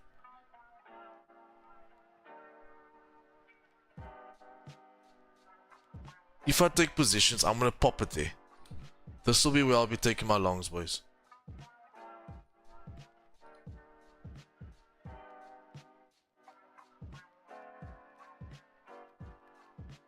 Now, bear in mind, I won't need to take a 30 pip loss if this is the case. But this is the idea. You've closed above, you're now tapping back in, you're starting to drive. However, I want to take trades above this area. You see that there? I want to take trades above there. So just be ready here, boys. I might be taking some GJ longs right now.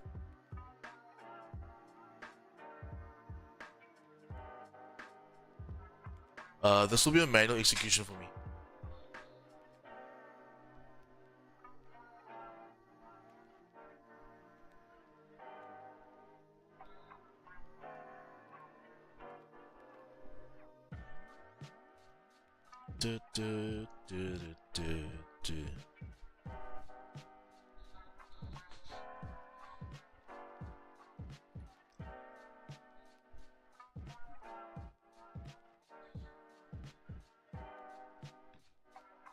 Saturday night I was in a boarding saving. Gee whiz. This guy is diehard. This guy is the Cape Town Bruce Willis.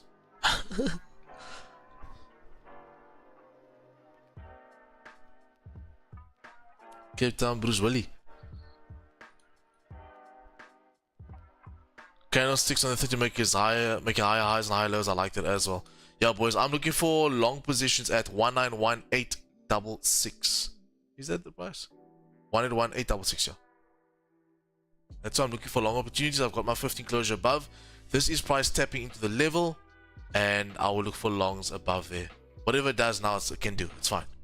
I only want to buy above there because I want to buy above the resistance, but more important, I want to take trades above that level there because I don't want us to get in and then it starts to pull back down. However, if you look with the stops, it's quite far away. Which I can tell you now, I'm more than likely gonna manage the position. I won't be losing 30 pips today.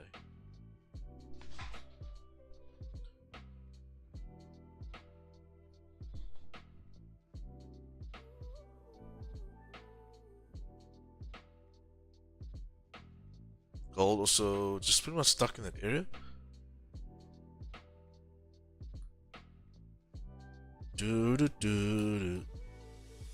So yeah, I'm just waiting, boys. Any questions regarding the trade, let me know and I'll explain it to you. I won't break down the whole chart again, you can just rewind for that, but any questions regarding entry, why I'm looking for areas here, etc, you can let me know.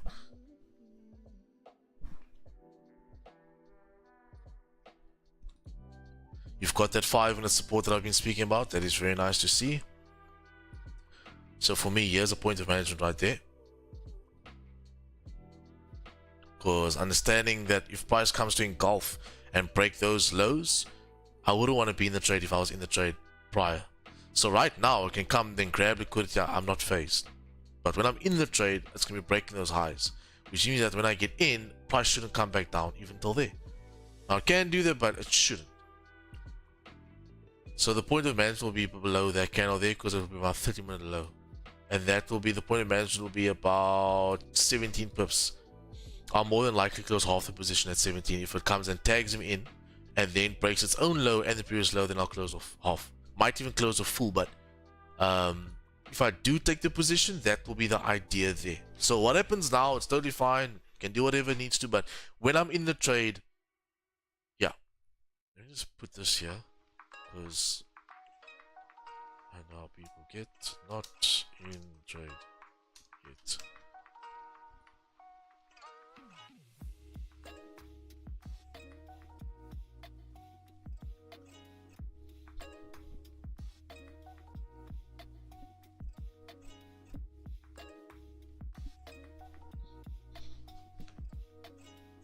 MFX members, if you guys have any questions, let me know as well.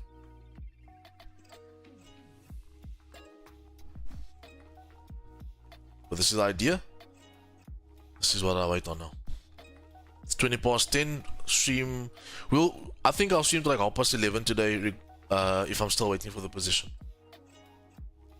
That is normal time. It's I normally stream to 12 and it's 9, so it's an hour at the back, so 11.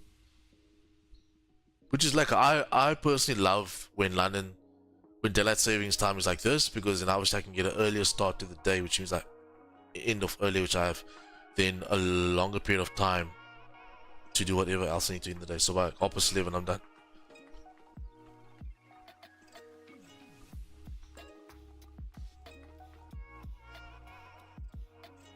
Done with the charts, that is.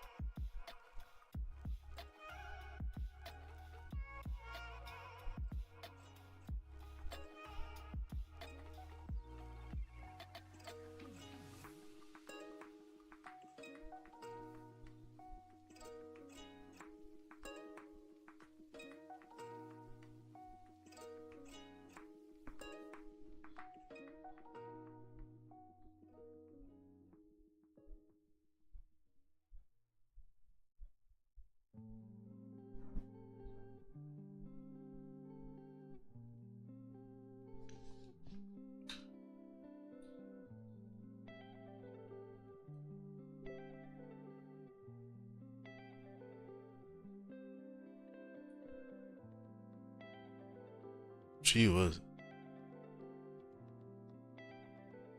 Sure.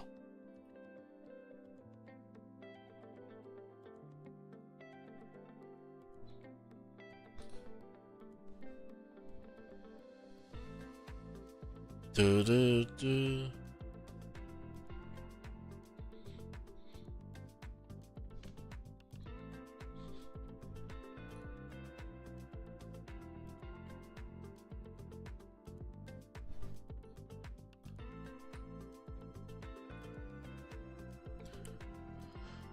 Type 3 on gold. The break of that floor for price to continue down to this area. I see it. It's just a bit risky though. It's a bit risky. So what I'm seeing now is price struggling to surpass that level, which is going to be your retest of a possible continuation down to there. And I'm seeing a type 3, boys. The break of that area stops above there to target these lows.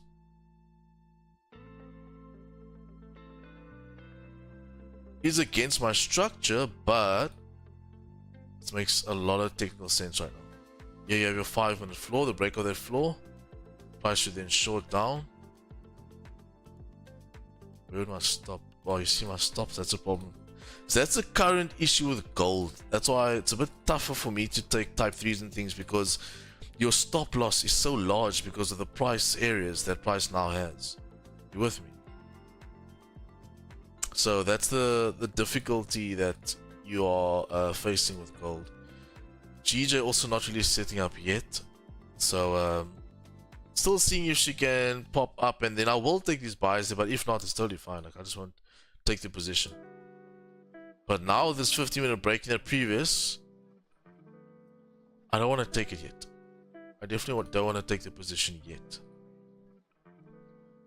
But in the meantime, while we wait for our first trade of the day, while we're patient enough to wait for that, if we can go ahead and sub to the channel if we haven't already, and then also give a like on the stream, that would definitely support us. We'd appreciate that. So if you can just go ahead and like the stream and sub to the channel if you aren't a subscriber already, that would be awesome.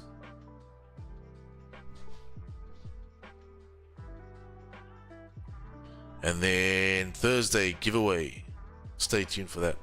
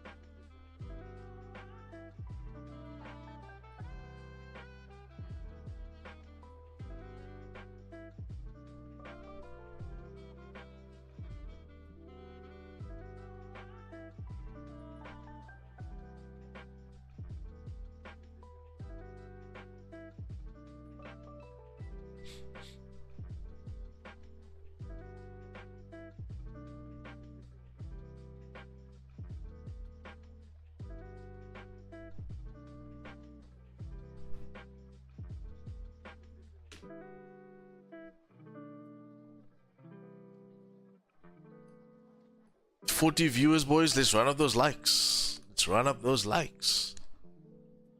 If you aren't subbed to the channel, drop that sub. Let's get those likes up. We've got 40 viewers. Let's get those likes up, boys.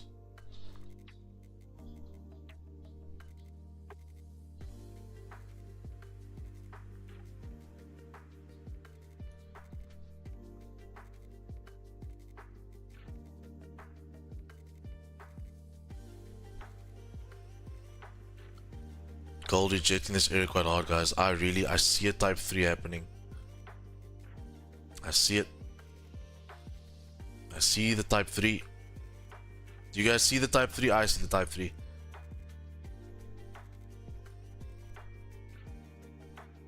I see the type 3, man.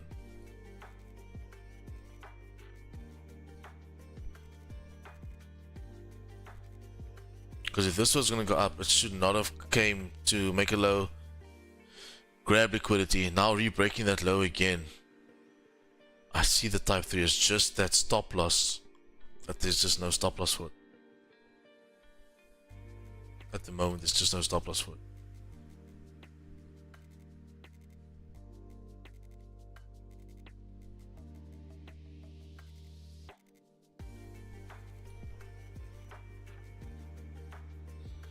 Yeah, share it to your auntie, your neighbor, even the cashier by Spa. Share it to the world. Let's get it, boys. Okay, 2 minutes. I'll be back.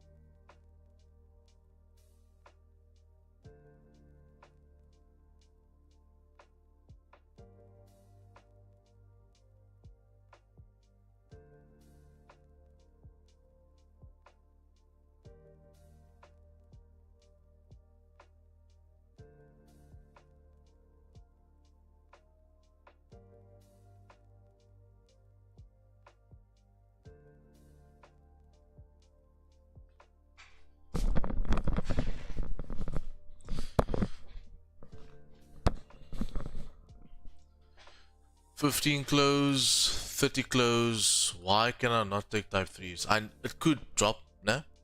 Why, according to my strategy, can't I take it though? Not a bozo.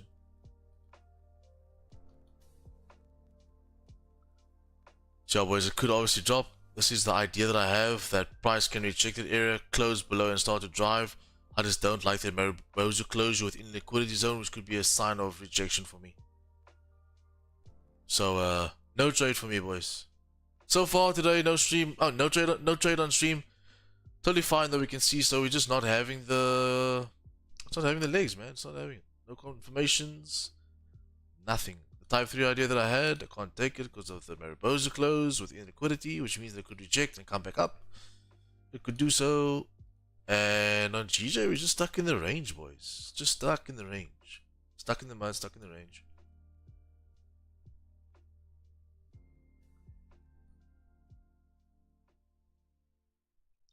This was that level we broke out of. You can see we're just sitting on that level. Just pretty much sitting on that level.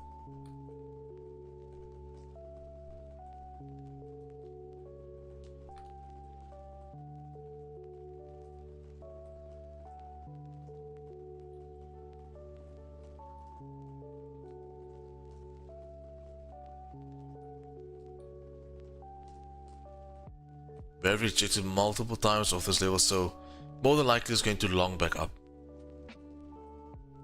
So it's a break to retest out there for price to drive back up.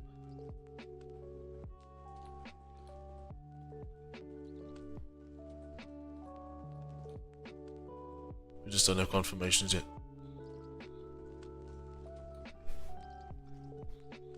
If I had to do a type 2 like that.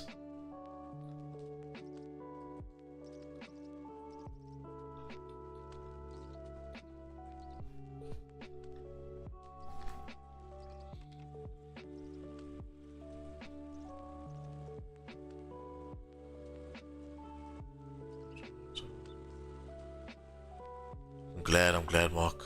Different levels.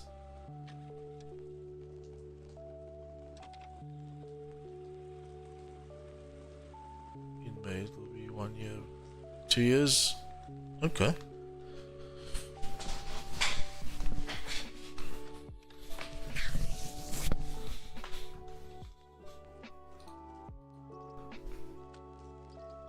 No, geez, you're just stuck in that consolidation. Seems like gold is also just stuck in consolidation as well.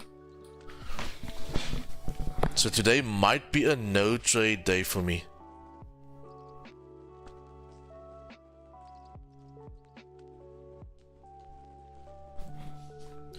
Might be a no trade day for me. Just 2 little plugs while we have this time.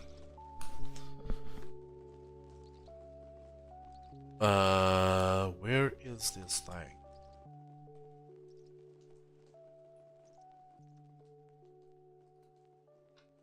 So those that want to take their trading to the next level, we do offer mentorship, which is right there.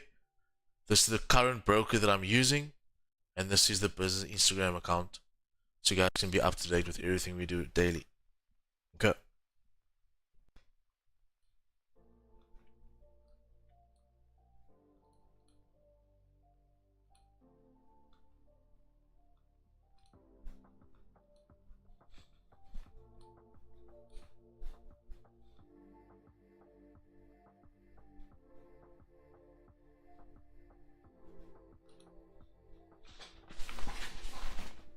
Now for me guys, the buys have to come there. I can't just buy mid-range like this. What are you buying from? You can't base it off of I'm buying off of this retest of the liquidities, and you can't. Even though it can go up and consolidate, we're not going to be doing that. You can use that Mariposa candle as a confluence to say, okay, it's rejecting off of that support level. We have a Mariposa close in that liquidity. It can work, but it's not enough for me.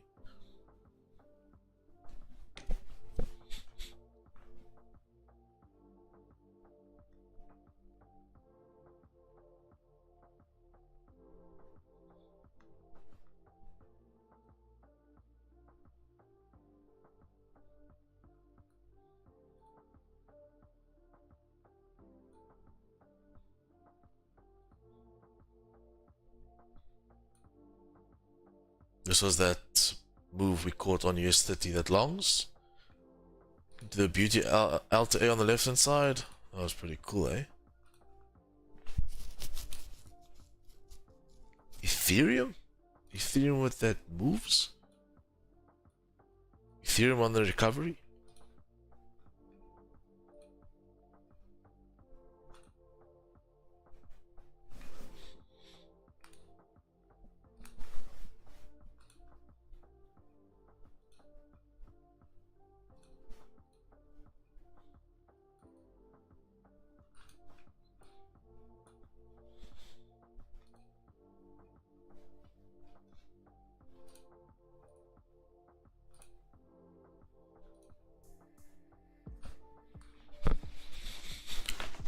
I wish I'd found this community sooner, but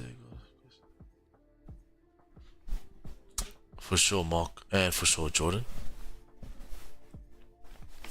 But yeah, guys, we've got time. We've got nothing but time. Any questions you have, now's your time to shoot your shot.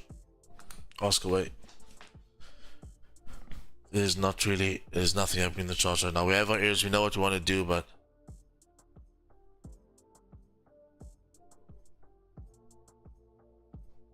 yeah.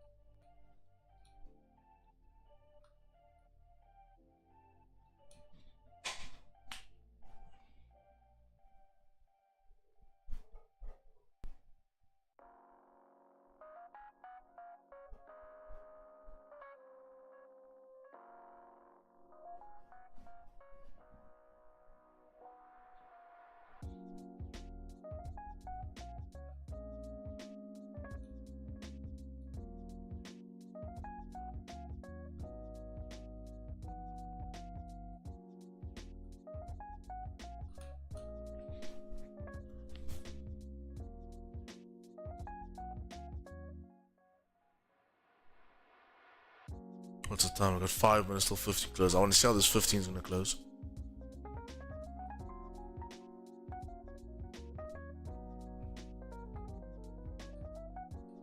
Because if, for example, if this 15 closes below that level, this will be the 5-minute resistance and stop loss we can use for possible type 3 shorts down. If it breaks this floor, closes below something like this. Where's this 15 minute candle? So if this 15 minute candle now closes below like that, let's say this is the scenario and it closes below like that, the next candle we'll want to tap in, flip, and we'll take those short positions. And then what you want to see on that 5 minute is pretty much what is happening right now. We have this nearby consolidation area, right? Which means that we can use that as an area of stop loss. On the contrary, if it drives off of this level, I'll anticipate long positions up to the type 4 area which I had marked. But I won't buy it though, because I can't buy randomly. This is a random area. It's not main areas.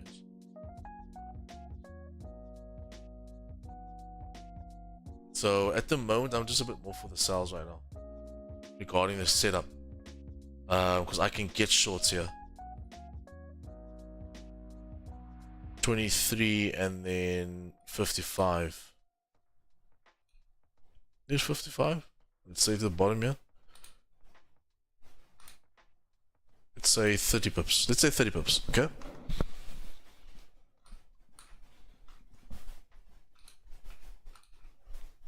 And it'll be the understanding that we're coming from that resistance back down to the security level should essentially come back down to QP then. Because then what is actually happening on the 4 hour is it is, whoopsie, it is breaking, retesting for the continuation of the drive. This 4 hour has made its low already. So honestly, if it's going to be breaking its own low again, it's going to go down. But you see, I will be in, if I do take the shorts, I'll be in the position before that. Because if I take it in later, it's not worth my time. That's the only way I can, only time I would look for shorts is if it does this type 3. So the grab liquidity, the engulfing, which it already has, just close my ribos, so it could be a sign of rejection. So when I take the trade, I need to take it below there, just to be extra sure. Okay. So the more I wait, the more data I get, the more things become clearer, the more I can take a position. But the key word there is wait. The key word there is wait.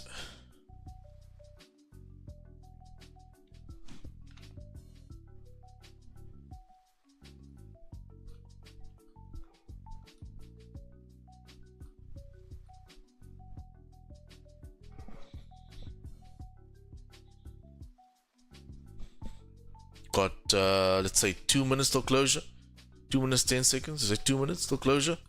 You want to see 15 close below the level, next candle tap in and start driving away, if we're going to start shorting today. Not for the day, but for the price to obviously come down. So when I take the trade, I also want to take it below that wicks. Okay.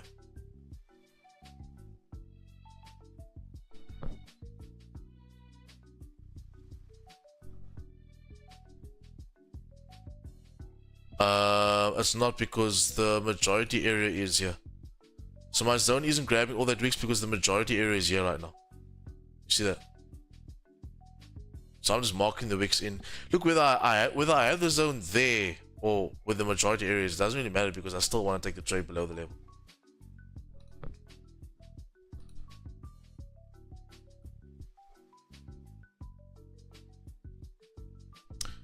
This now has me 15 close. Oh yeah, 15. So this 30 will still be open when I trade it. However, this 15 will be closed when I look. So I got a minute left. I just want to see. I think perfect, no stress. I love the questions.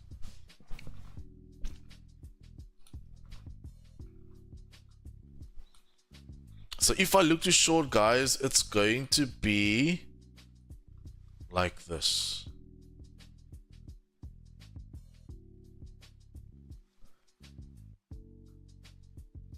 To be like that. I have to risk 32 pips today, because these zones is large, boys. Okay. All I need is this candle to close below.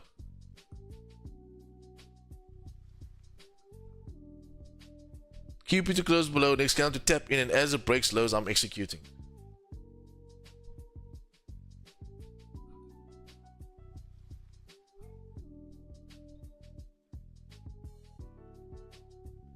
No close, no trade. Remember that. No close, no trade.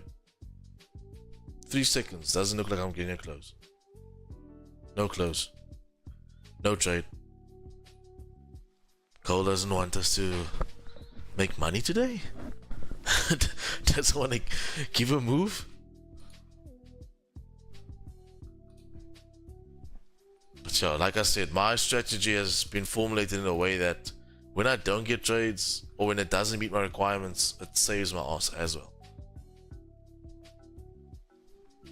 It's like this now. There's no top wick. It's more than likely going to make a top wick. I mean, it can rip down now, it can go, but probability, the more likeliness is it's gonna make a top wick. But if it does, it's fine. For us to actually get a trade now, we need to wait for 11 o'clock.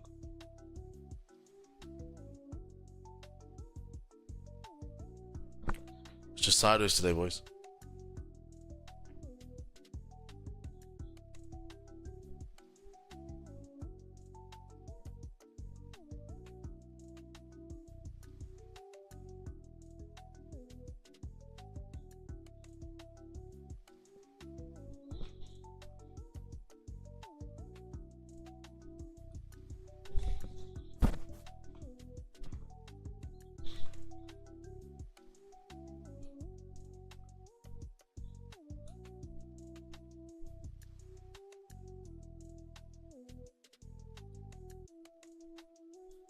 More than likely it's going to make its top wick.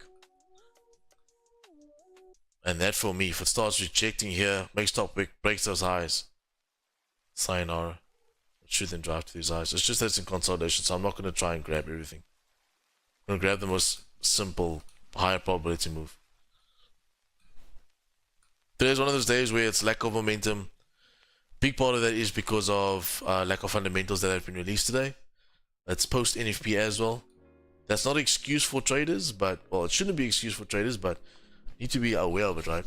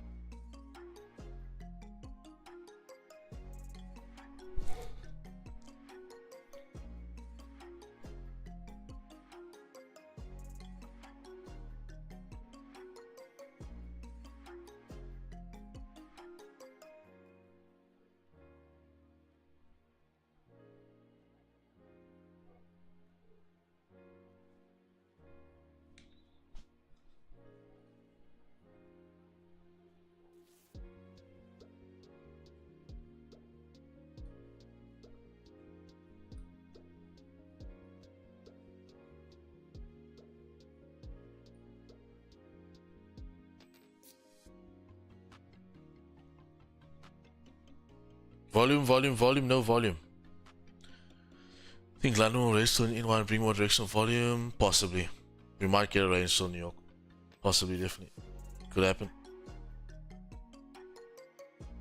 Could definitely happen, bro.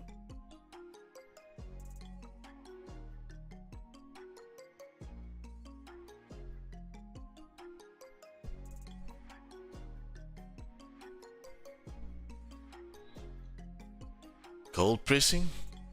No top wick, man. No top wick on this 5 or 15. So what it does now, it really doesn't matter. It's just no top wick. We have to wait now till 11 on both pairs. I gotta do it.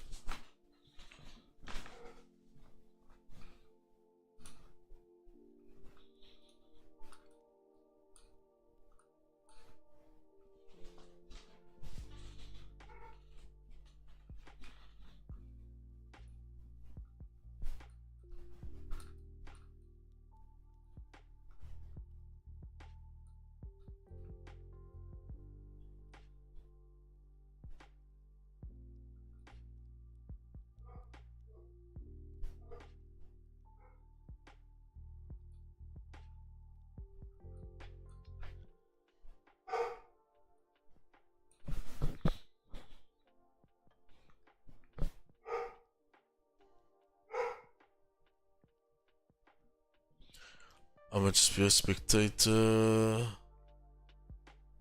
Yeah, for sure. For sure, brother.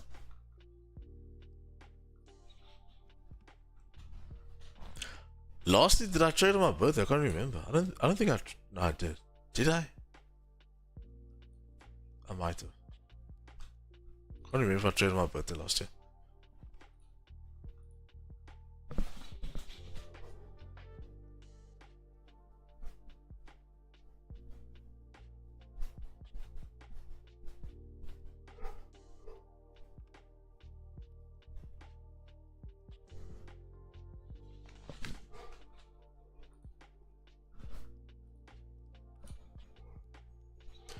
When's your birthday? 22nd of November. I'm a November baby. 20, so still very far.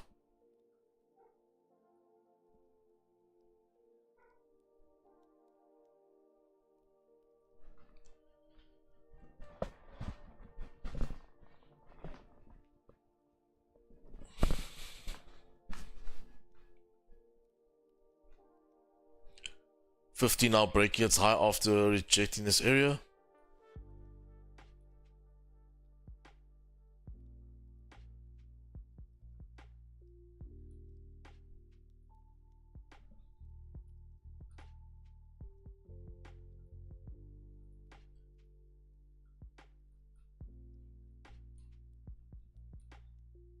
$12 days before yours, bro. It's crazy. Even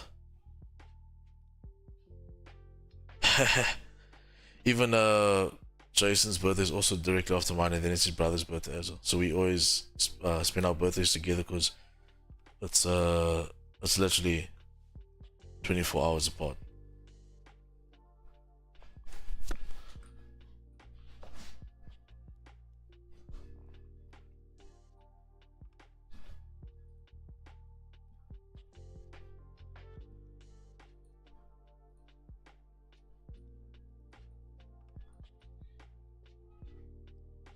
It's 11 o'clock close, guys. You know what, eh?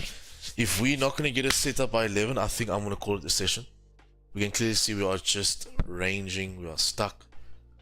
I have one more possibility that I'm gonna look at, and it's the rejection of this area to come up to the highs. And if we don't get that set up, I'm gonna call it a no trade day. I'm not gonna scratch for a trade. I'm not gonna force a trade. Tomorrow is another day. There's nothing wrong with a no trade day. There's something wrong with you forcing a trade. You don't have to trade every day.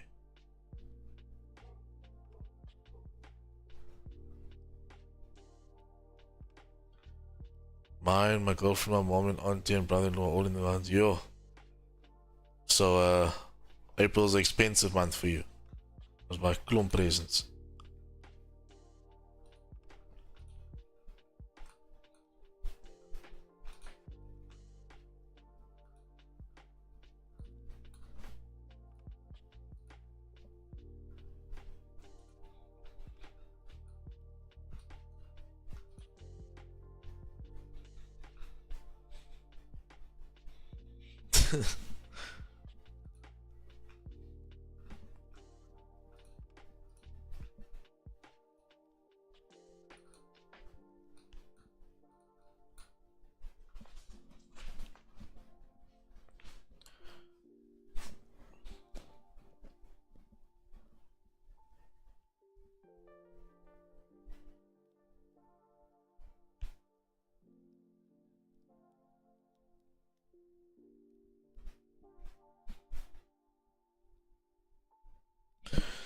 I'm gonna say some people tend to be in a holiday mood, so they spend more. That's lacquer.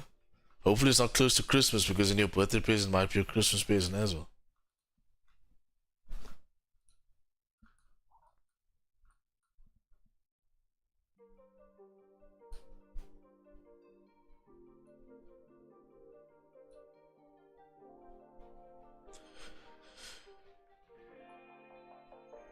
If this okay, this is gonna be my final outlook. If this candle closes bullish, we can do a continuation of a type 2.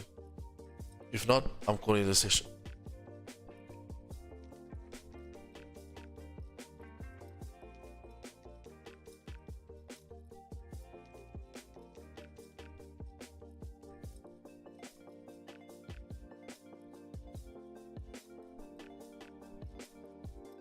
Let me get my physical check now. Very nice, very nice. Gotta get your fitness on lock. 1st of December. That's fine still. It's quite far from Christmas, so that's fine.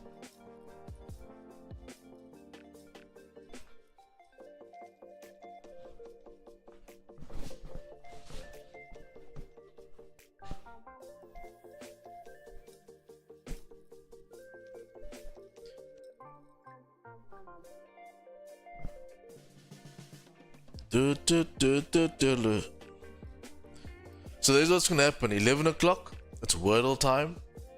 And then after Wordle, we'll just have a glance at the chart, see if there's anything, and if not, it's gonna be a no trade day for us here at MFX. Okay.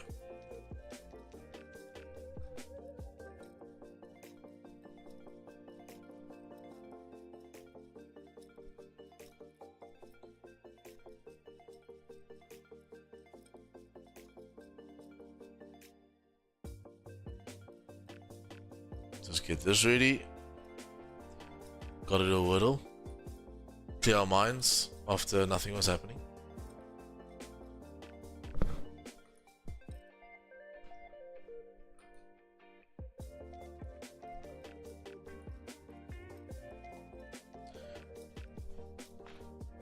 Yeah.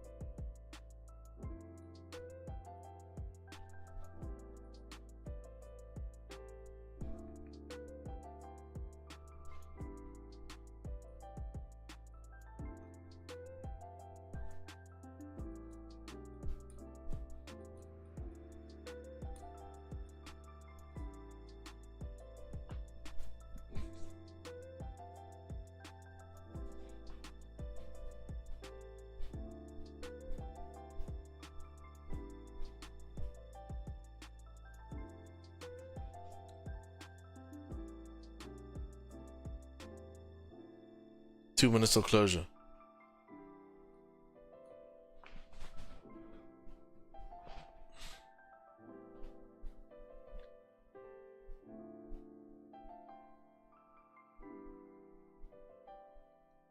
One minute till closure. Can she close and give us a trade?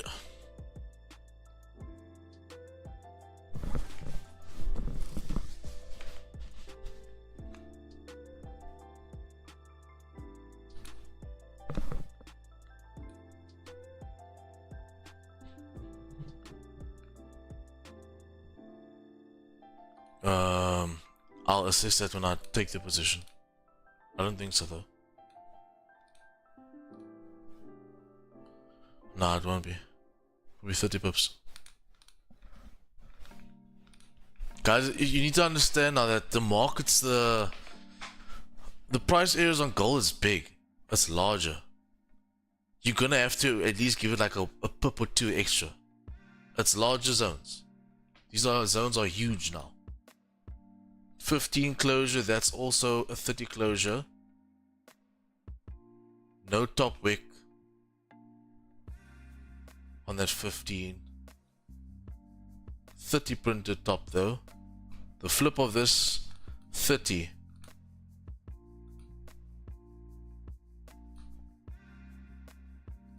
Could be possible long positions for me, you guys.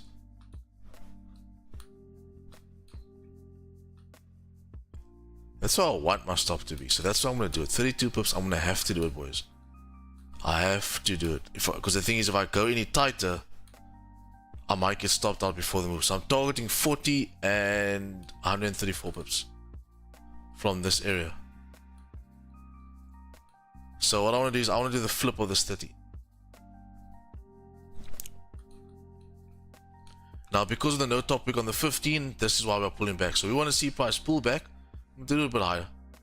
We want to see price pull back and start breaking highs to continue to go.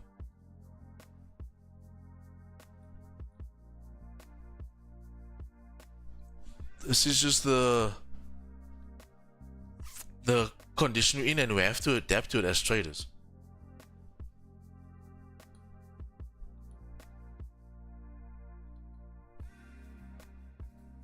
I am fine with the setup.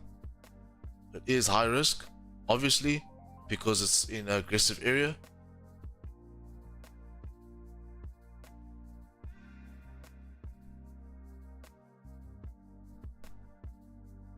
GJ, let me see what you are doing. Nothing.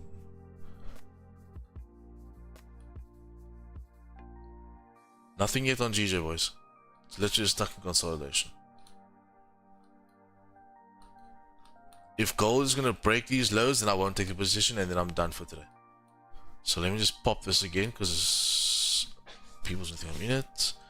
Not in trade yet. I should actually make this a template. Can I do that quickly? Make this a template? There it is. Not in. Noi in. Not in. Okay. So what I'm going to do is I'm going to understand that we are struggling at the support level. If we're going to go and break our own highs for price to continue driving, I'm going to look for longs on this position. I'll tell you guys when I take the trade, okay? Stops is going to be below that support area. If it rejects and comes back down, it is what it is, boys. But what we are seeing is we cannot surpass this level at the moment. We are struggling there. So if we're going to tap in right now, break our highs and start driving away, I'm going to look to anticipate that we are trading the range. This is the range. So we're trading from lows to highs. That's what we're going to want. How can I lose the trade? I can lose the trade because this micro is bearish at the moment. Do you see that? So I just want you guys to be aware of all things before I execute the trade, so you guys can learn from it. So if I lose, I'll understand why. If I win, I understand why. The only thing that I have to mention on stream is that, guys, we can clearly see that these zones are getting larger on gold. There's going to have to be adaptation of stop loss every now and again on gold per se, until we resume back to normal price areas. Okay, so I'm ready for some gold buys. Once you start pressing, I'm going to look for long opportunities. I'll tell you when I go long on this market.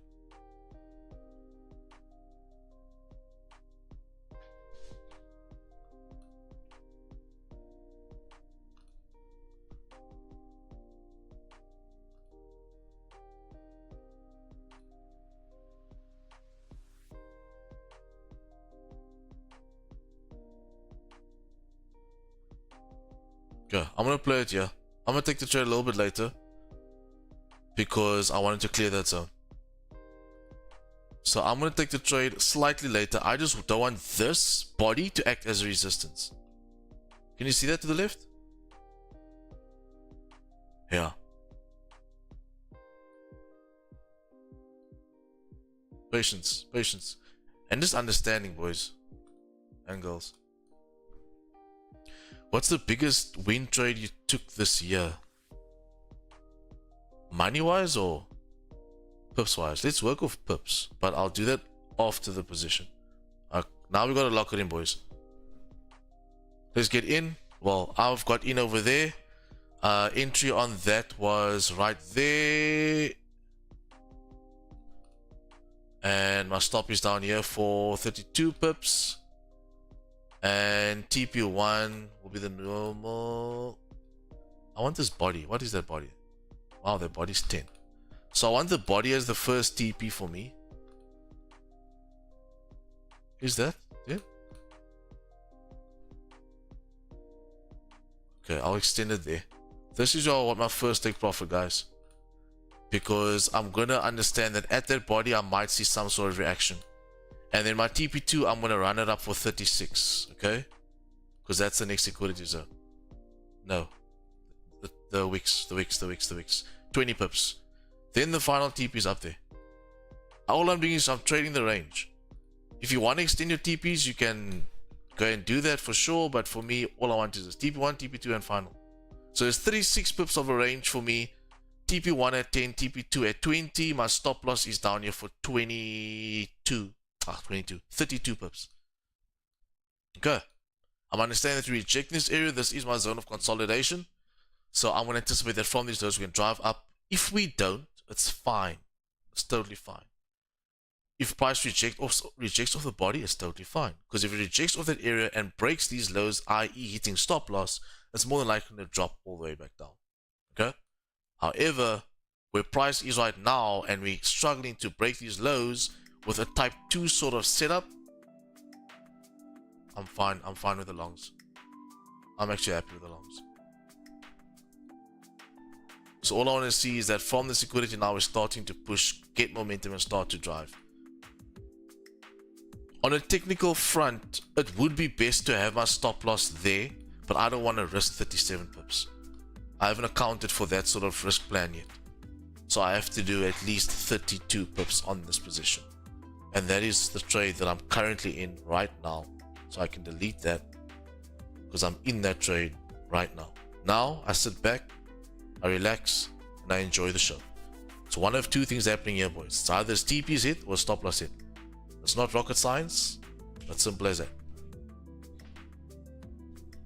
So whatever the outcome is, you got to be fine with that. You've planned your trade.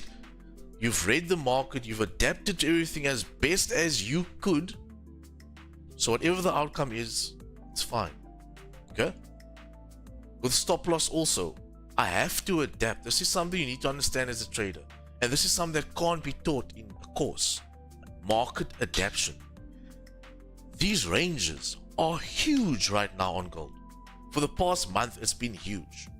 So I have to adapt my risk plan to that.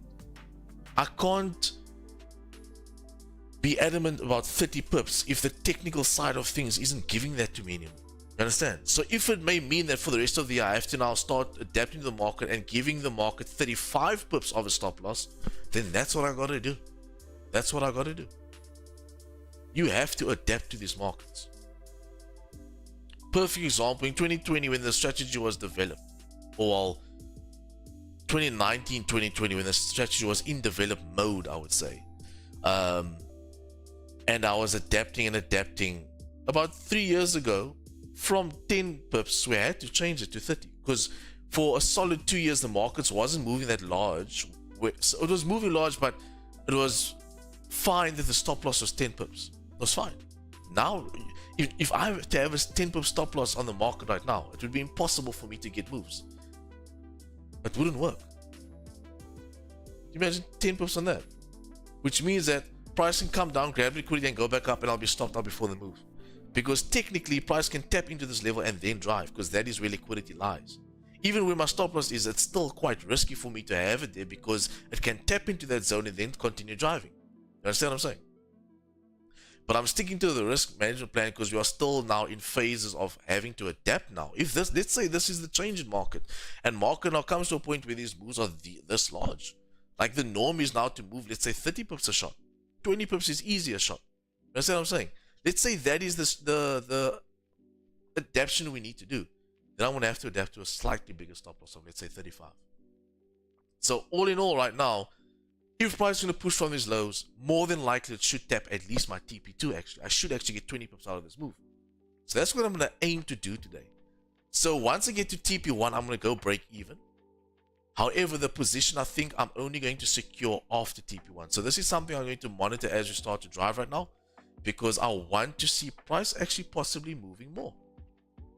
Just note that at TP1 there is a zone there. So whether you wanted to move more or whatever, there's a zone there, guys. Which means that there's going to be some sort of possible reaction off of that area. These are things that you also need to understand.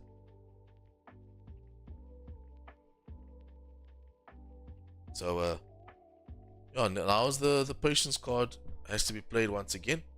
Hopefully, don't sit in some consolidation, but I mean, whatever the case is of what the market's going to do, that's what's going to happen. Oopsie. My stop is here for 32.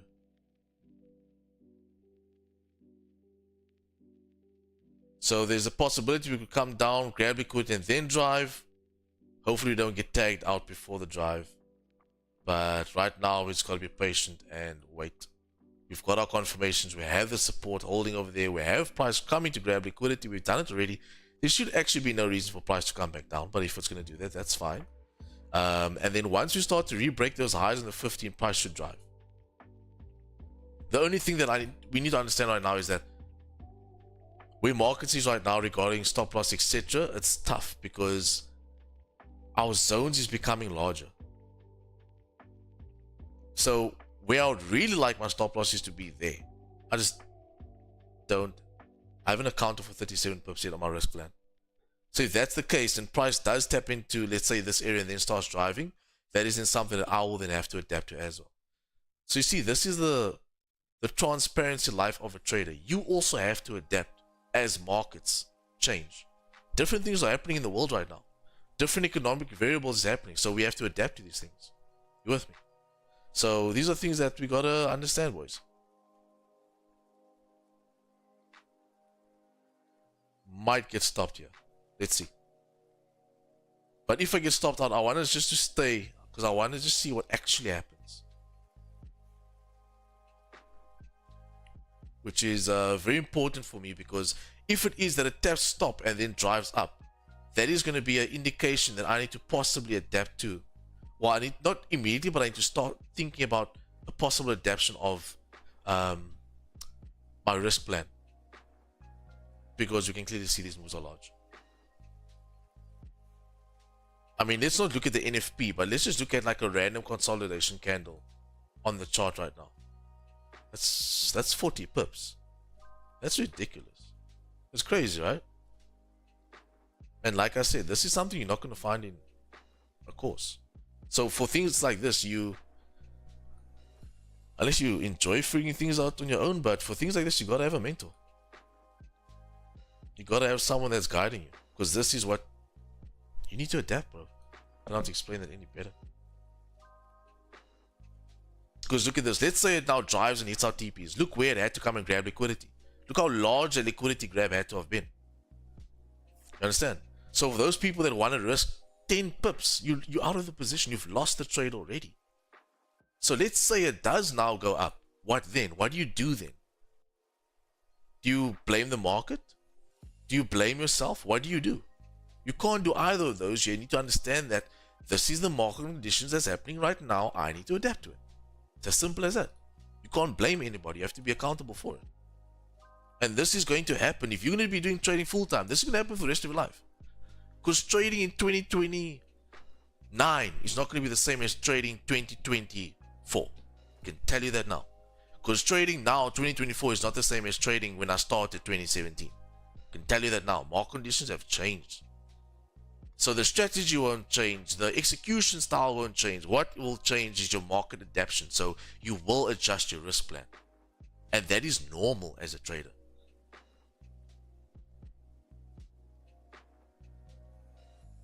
So that's something you guys gotta swallow it. You gotta understand it. You have to understand it.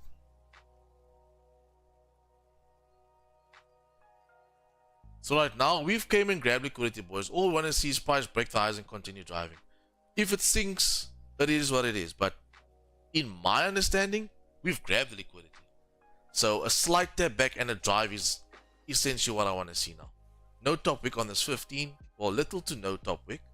Let's grab liquidity. So if it's going to tap into that level and start driving, obviously it's going to be losing trade. However, technically, we don't need to come and break that low right now. We've grabbed the liquidity. However, on this position, I can't manage. What price has just done is it's kind of voided all the management areas for me right now. So it's either full stop loss or TPs. Which, like I said, it would have been nice to have my stop at 2,333. but I want you guys to use it as a learning curve. However, I don't have the risk plan implemented for that yet. Because if this is going to be where market's starting to change sentiment and it's starting to change its I don't want to use the characteristics, but that sort of idea behind it, it's something I need to adapt to. It's something I need to be accountable for, and it's something I need to understand.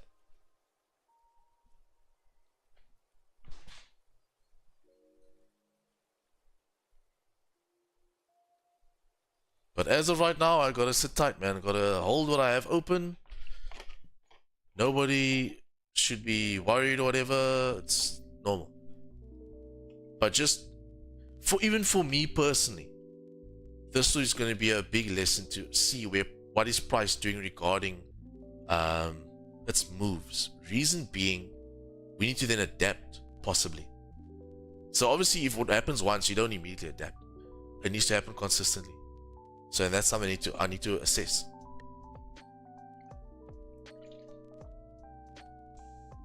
I really hope you guys are understanding this, because, like I said, you're just not going to find this in somebody's course. Because how do you take a course in 2017 and then that still applies in 2024 regarding market sentiment and how to adapt to it? You can't, because nobody can predict what's going to happen years from now. For all I know, maybe in 2030 I need to have a 40 pip stop loss or 45 pip stop loss. Let's say that's the ways of the market at that time. But then also I then need to adapt my TP. So then it can't be 10 pips anymore, because then it won't be profitable. It won't put my account at profit anymore. Then I need to do at least a TP1 of 20 up. Do you understand? Shit, man, I don't know if I'm getting through to you guys, but I really hope I am.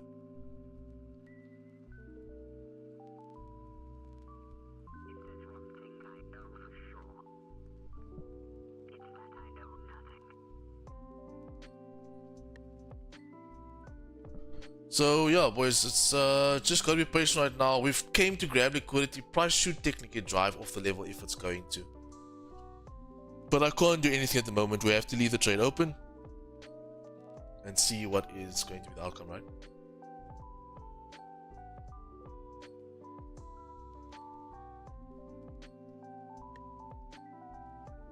MTRs, I'll answer a question as soon as we're done with this trade. When I'm in the position, I like to be locked in. But you guys can ask questions, whatever the question be, I'll answer them. If it's something like that, we have to go and look, I'll answer it afterwards. But I mean, if it's something to do with the trade, shoot it. Let's hear it.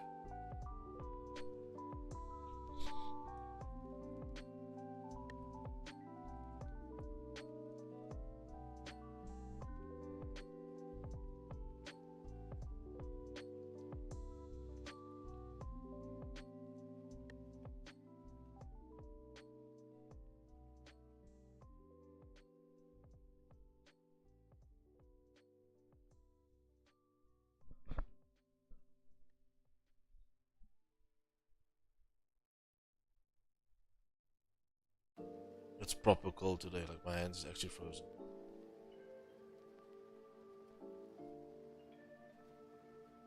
Is trading Forex easier or harder? Than none of them is going to be easier or harder.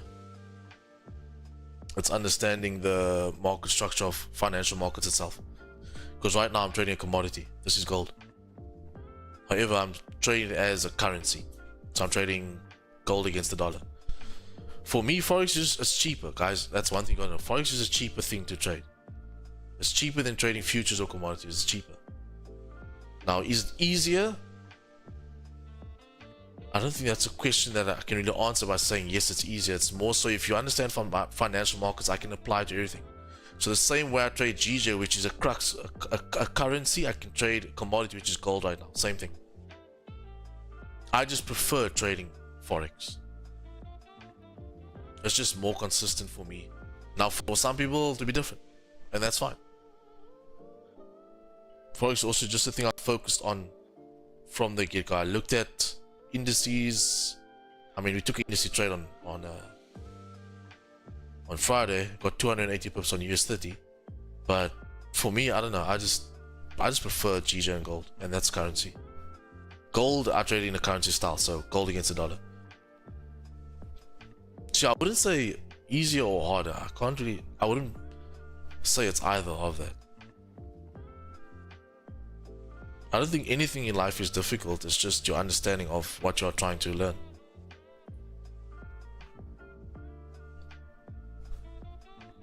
Like, for example, maths in high school for me was difficult, but that's because I didn't study. That's why. So I feel like anything in life, if you apply yourself to it, yes, there'll be testing and there'll be obstacles and stuff, but that's part of anything you need to learn in life.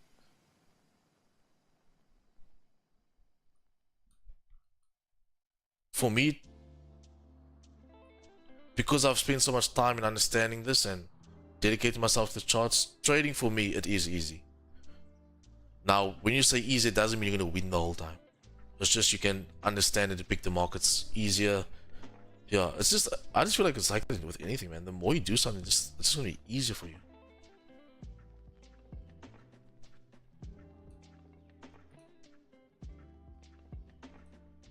It's like driving a car.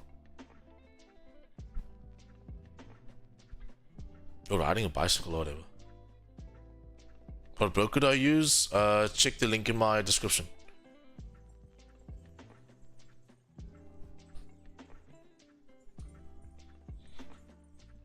Okay, so we're stuck in a bit of a sideways trade right now.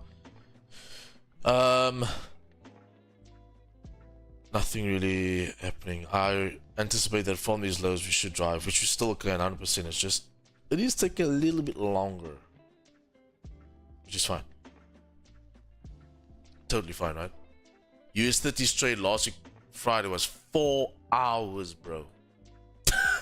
It took so long compared to the prior trade on what was it? Guys, this is why I journal. This is why I journal, because you can't tell me you can remember everything. Was it gold? Were they both gold? Yeah, London gold, 12 pips, and that was 2 minutes. Charles is the memory, and that's why he's the Wordle King. So at the moment, really, boys, we don't. There's just no reason for us to drop. If we're gonna do it, it's fine. It'll just be that we're rejecting this resistance here of 23.37. Can you see that? It is an area that has been tested multiple times. However, trading above this area over here, grabbing the liquidity which it did, it should start to press forward.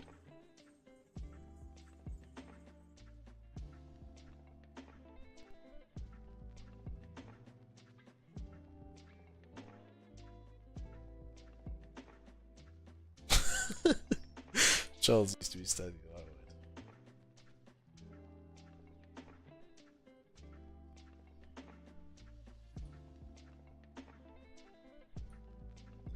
So I personally would love to see a TP2 because I feel like we can drive to that level if we push away from here. But gotta be patient, eh? And I'll obviously have to take what the market gives me. If 10 pips is all it's giving me today and I can't drive from there, then so be it. 10 pips is the one. But for sure, if I tap into the level of 10 pips, I'm going to break even. And I'll monitor it. If it can't surpass those highs, I'll close up.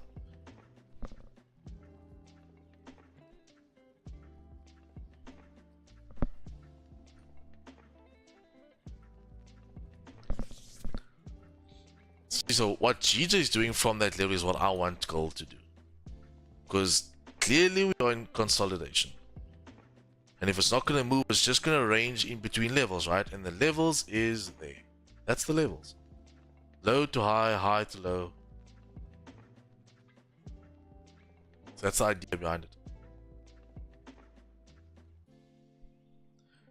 W's in the chat if you understand the adaptation that I've been speaking about regarding positioning. Like, you gotta understand that if you, whether you full-time or half-time or quarter-time, whatever time you're doing on the charts, you have to understand that.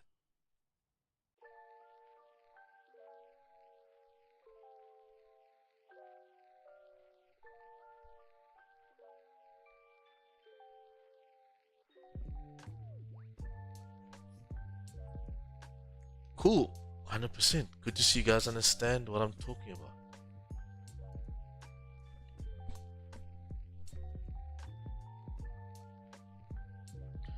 42 views, guys. Let's run up those likes. If you're on sub to the channel and you like what you see, please do hit that subscribe button.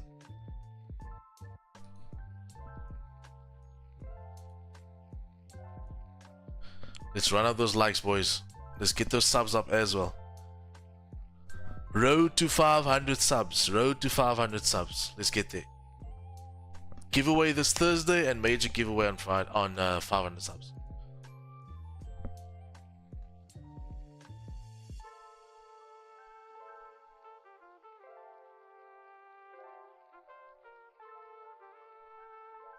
Da, da, da, da, da.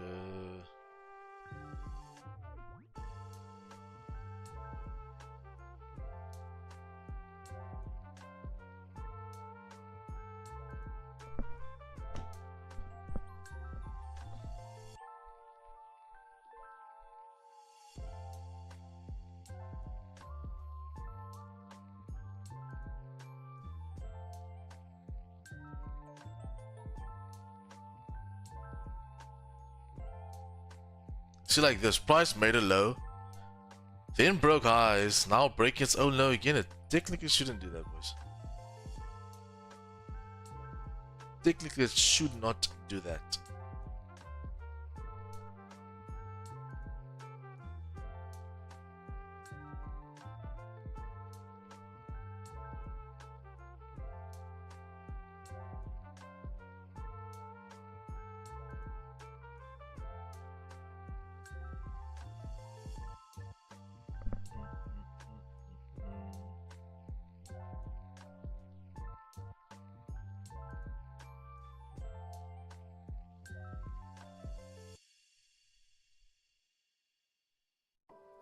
But this 15 has formed resistance, right? So it's resistance and support right now. Here you got your high time frame support. Micro resistance happened there. Did form that 15 though. So if we want to see price continue, we need to break this level. If not, and it starts breaking these areas, it should sink. Now just the one thing that I've commented on. It would suck for us to get tapped and then start driving, because there is liquidity here. Can you see that? But I can't extend my TP, my stop loss at the moment. That's something I'll still need to adapt to regarding my risk plan. But as you can see here, this is the liquidity zone here. So where I marked this pink little line, 22,333, that's where technically the stop should be. That's where it should be. But regarding the risk plan I have implemented, I can't pop it there. So I hope you guys understand that. If you want to risk more, pop your stop there. If you don't want to and you are part of also adaptation process like I am, I'm going to have to keep my stop there. This is a risk plan that I've been implementing for X amount of years. It's only now that things are starting to change. So yeah.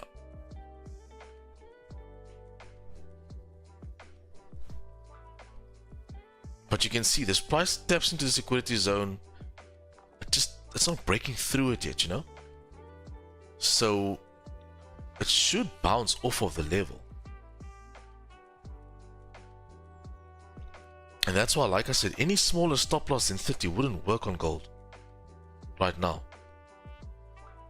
Because the boost is just too big. It is just way too big.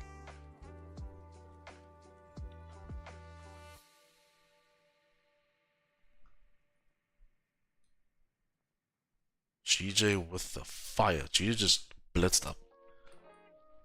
GJ for trades on GJ, you need price to close above as per normal. Maribosa close in liquidity. Nah, never mind.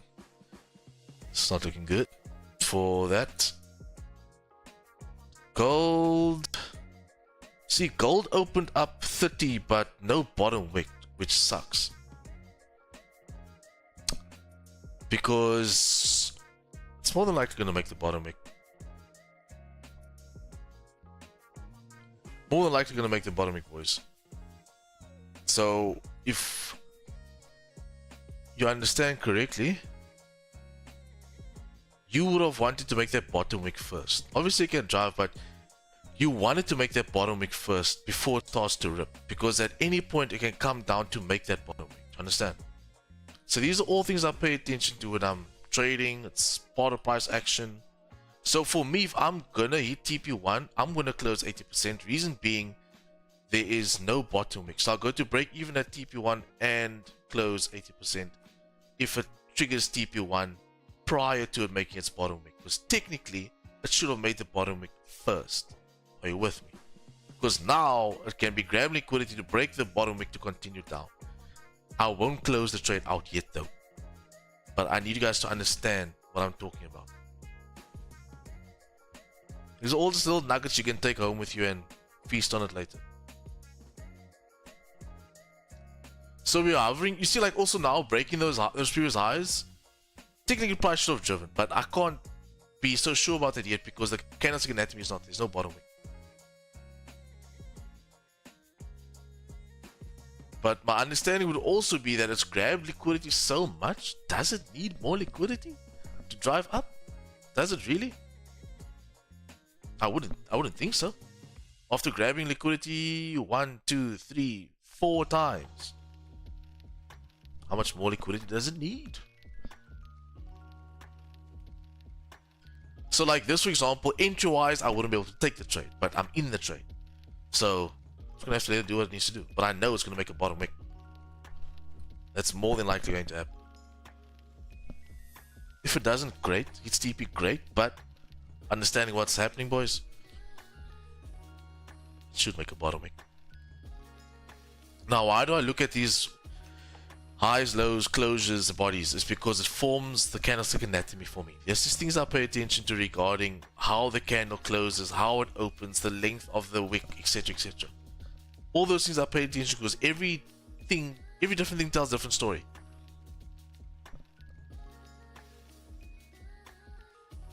So to understand that is super important.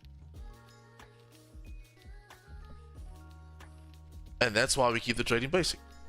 Market structure, supply and demand, price action, candlestick anatomy, trade it the way we do. It's all you need. It's all you need. The indicator is not going to tell you anything about what is happening here right now. I can tell you that. The algorithm is not going to tell you anything about that. The robot's not going to tell you anything about that. So your best bet is to learn. How to trade. Don't rely on indicators. Don't rely on fib levels. Don't rely on algorithms. No robots. Focus on understanding what moves the markets. Use your brain.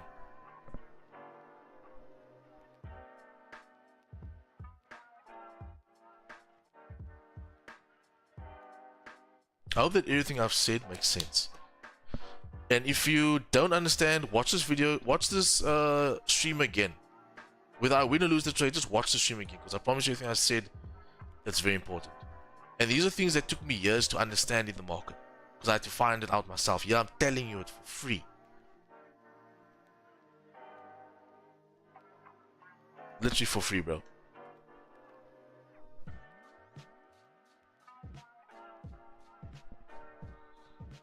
Nearing TP1, we're coming to the little body resistance area over there. At TP1, I'm securing 80% and I'm closing at break even. I am moving to break even. So for me personally, I'm closing profits at TP1 of 80% and I'm going to break even. To be honest with you, I'm going into break even right now. It's a risk-free position. Reason being, if I'm going to push so far, tap into liquidity zone, which it is, to come down to break even and possibly break the low, I don't want to be in the trade. I don't want to be in the trade. Because technically it shouldn't do so. So if it's going to be tapping into liquidity, which it is right now, reject that and comes down, there's a high chance it's going to make the low, and then I'm part of all that drawdown after I was what? 0.something% away from TP1?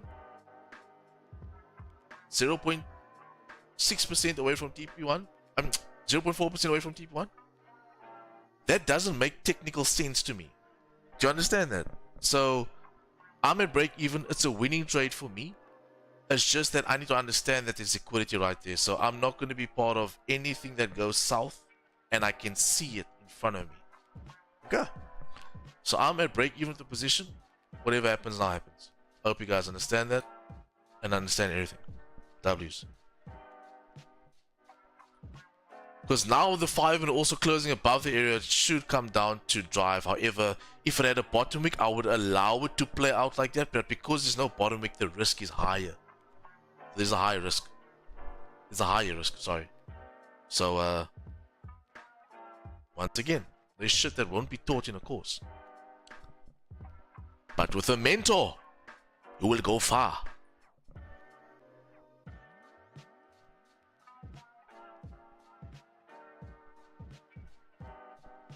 Are we still there on YouTube? Monster check for me. My trading just froze. I think it might have been connection there, boys.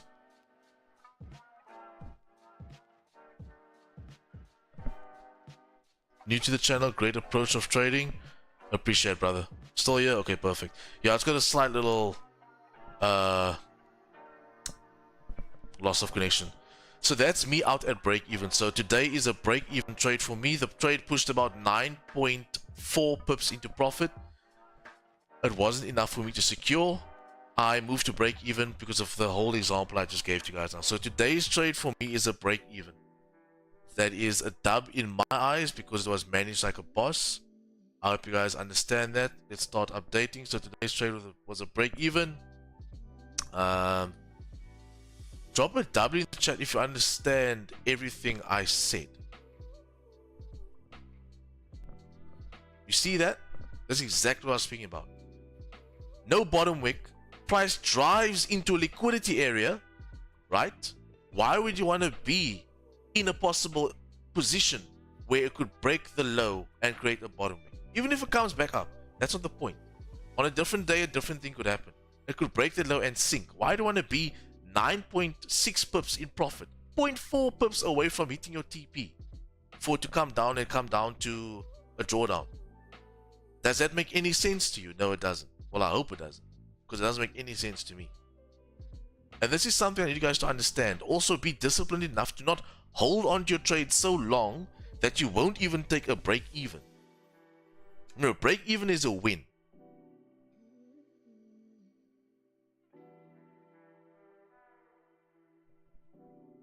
Does it make sense? Does that make sense? Yeah, I hope it makes sense.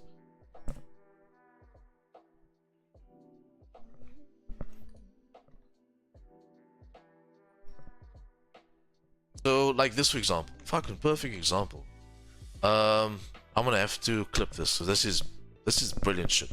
This, like I said, you won't find this in a course. Because why? I literally showed you how to manage your trades in different circumstances. I hope that makes sense to you guys. We took the trade, went into drawdown. I told you guys what's happening regarding market adaptation for risk plans.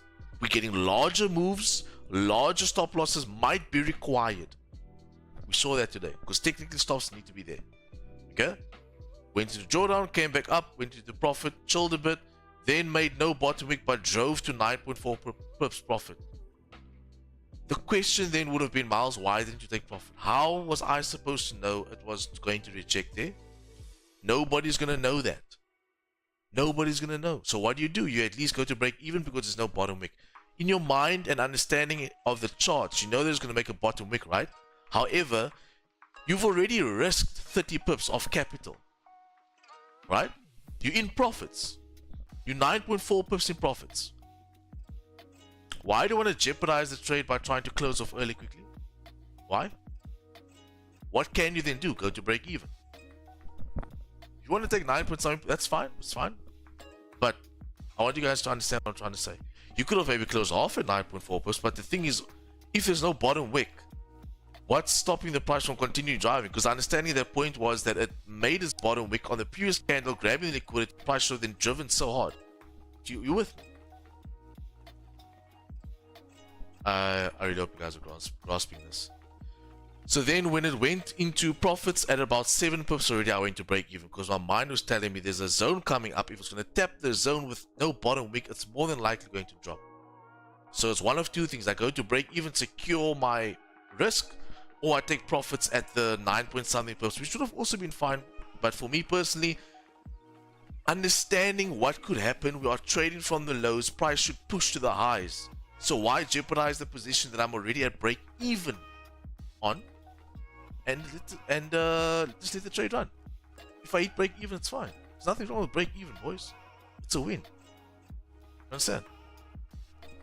So it's a break even day for me. I won't take another execution because now it's just becoming super choppy after the past 3 candles.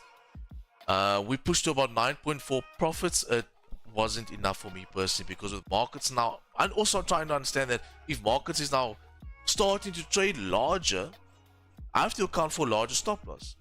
Technically, I should also get a larger TP, right? That was the understanding there. So I was really wanting price to at least push the TP2 of 20 pips. So, guys, that's me for trading today.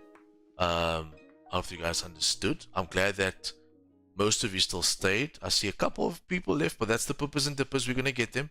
But most of you stayed because one thing I can tell you now, the money is part of the game. It's going to come. But the knowledge and understanding the fundamentals, not the economic variables, but the fundamentals behind the technical reasoning of price, etc., that's something you got to learn. You have to learn that. So to be in this game, not today and leave tomorrow or today and leave next month, you got to be here in the long run. So you need longevity in the market. How do you do that? It's not about making $1,000 today and being set. What the fuck is $1,000? It's nothing. So how do you set yourself up? You got to educate yourself. In anything in life, for something to be worthwhile and be long term, you need to understand what it is, right? So educate yourself in the field, get comfortable with the charts, understand how to adapt to markets, which I literally showed you right now, and then you're good. Then you're good. Obviously, the MFX members will have it easy because they'll be under my mentorship, but even for the YouTube guys, that's something you're not going to find in somebody's course. I can guarantee you that. I can put my fucking money on that. You're not going to find what I just explained in somebody's course. However, you got it for free on YouTube. So, if you don't understand what I'm saying, go watch the stream again. It's going to be on YouTube forever. Maybe I shouldn't say forever because then you get people that will procrastinate and be like, oh no, I'll watch it tomorrow. I'm going to take it down tomorrow. Go watch it tonight. Make time and go watch the not the whole stream, but watch when we enter the trade and watch when we exit the trade. Watch that again. You will learn from that. I promise you that. You will learn. And then obviously, if you want to take your training to the next level and be a part of the MFX group, it's as simple as signing up to my mentorship. And we'll make you a beast if you apply your side. But in the meantime, boys, while you are here, sub to the channel, like the stream, and yeah, man, I just hope you guys learn from it. The money doesn't mean shit.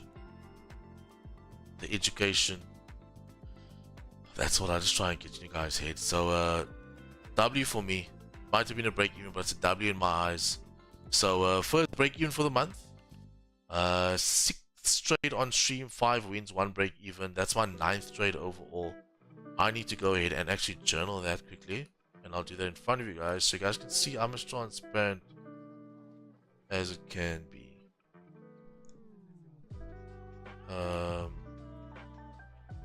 08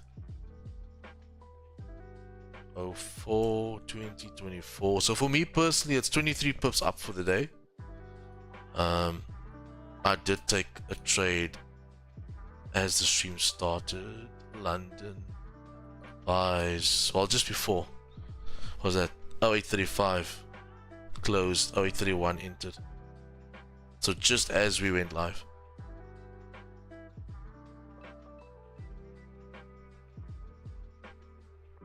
So this trade was 11:05 to 11:36.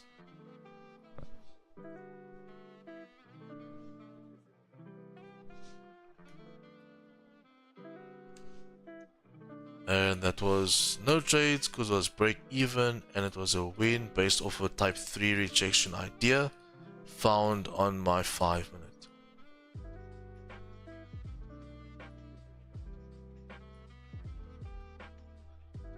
Maybe the BEs, you know what, the break evens I think I'm going to make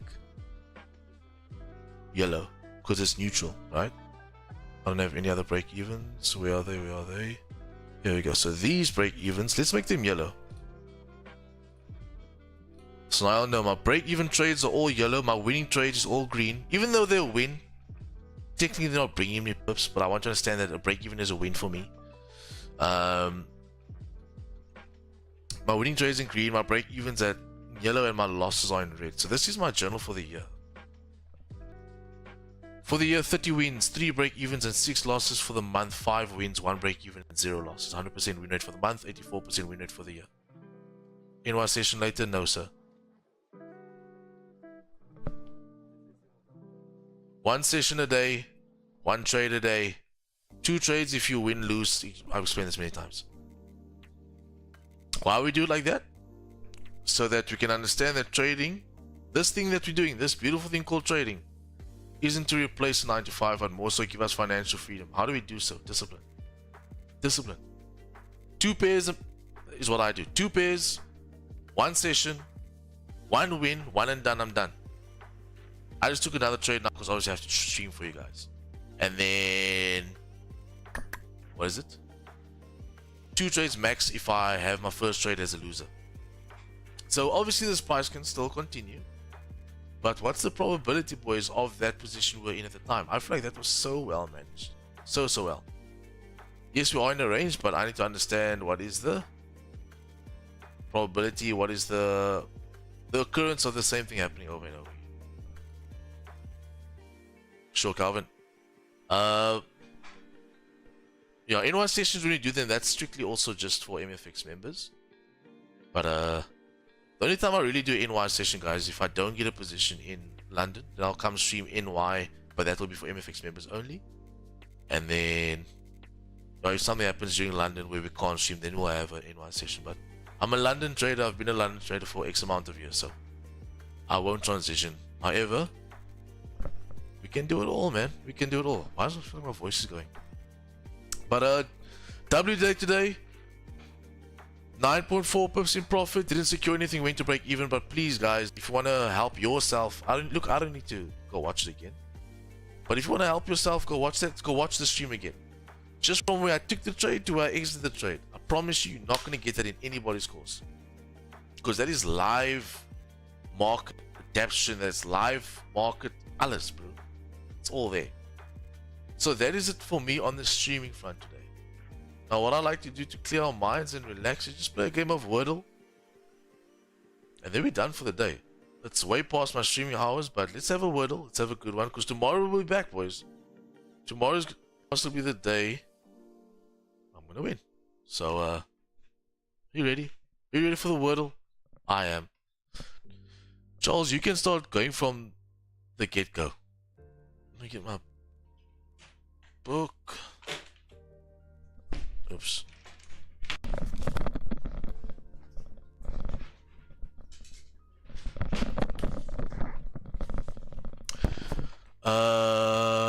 Tina Citini, what's up, bro? Dough? Let's go dough. Go get that dough. Dough. Okay, D's there. I'll just say W Charles before we even start. Yeah, Charles is a beast at this, bro. That bro ate all his jungle oats when he was a lighty. Bread. Just get these vowels out. No fucking way. No ways. Charles, bro, what are you... What? Breed. Let me win a bit. Breed. Let me win. Let me win. Let me ride a boat. I won. Let me ride a boat. Okay. Can we get W Miles in the chat? Can I also get a W something? Everybody else gets W's. Can I get a W Miles?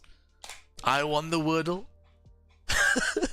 Charles gave me a lekker hint with BRE ending with D. So maybe I stole it from him, but that set me up, bro.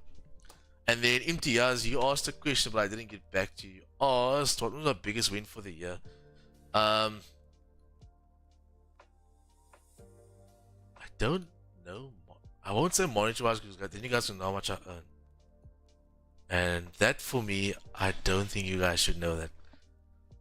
You should all I'll say is I'm a six-figure trader, but I don't think you must know how much dollars I bring in. I don't think so.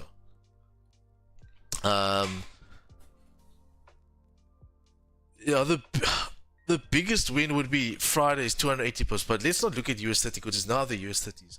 I think the biggest currency win was gold was 72 pips. Yeah, it was gold. Our biggest win for the year was called live on stream. It was 72 pips on the 2nd of this month. Was it the 2nd? Damn, it was actually this month. The 2nd of this month. But I just also want you guys to see something.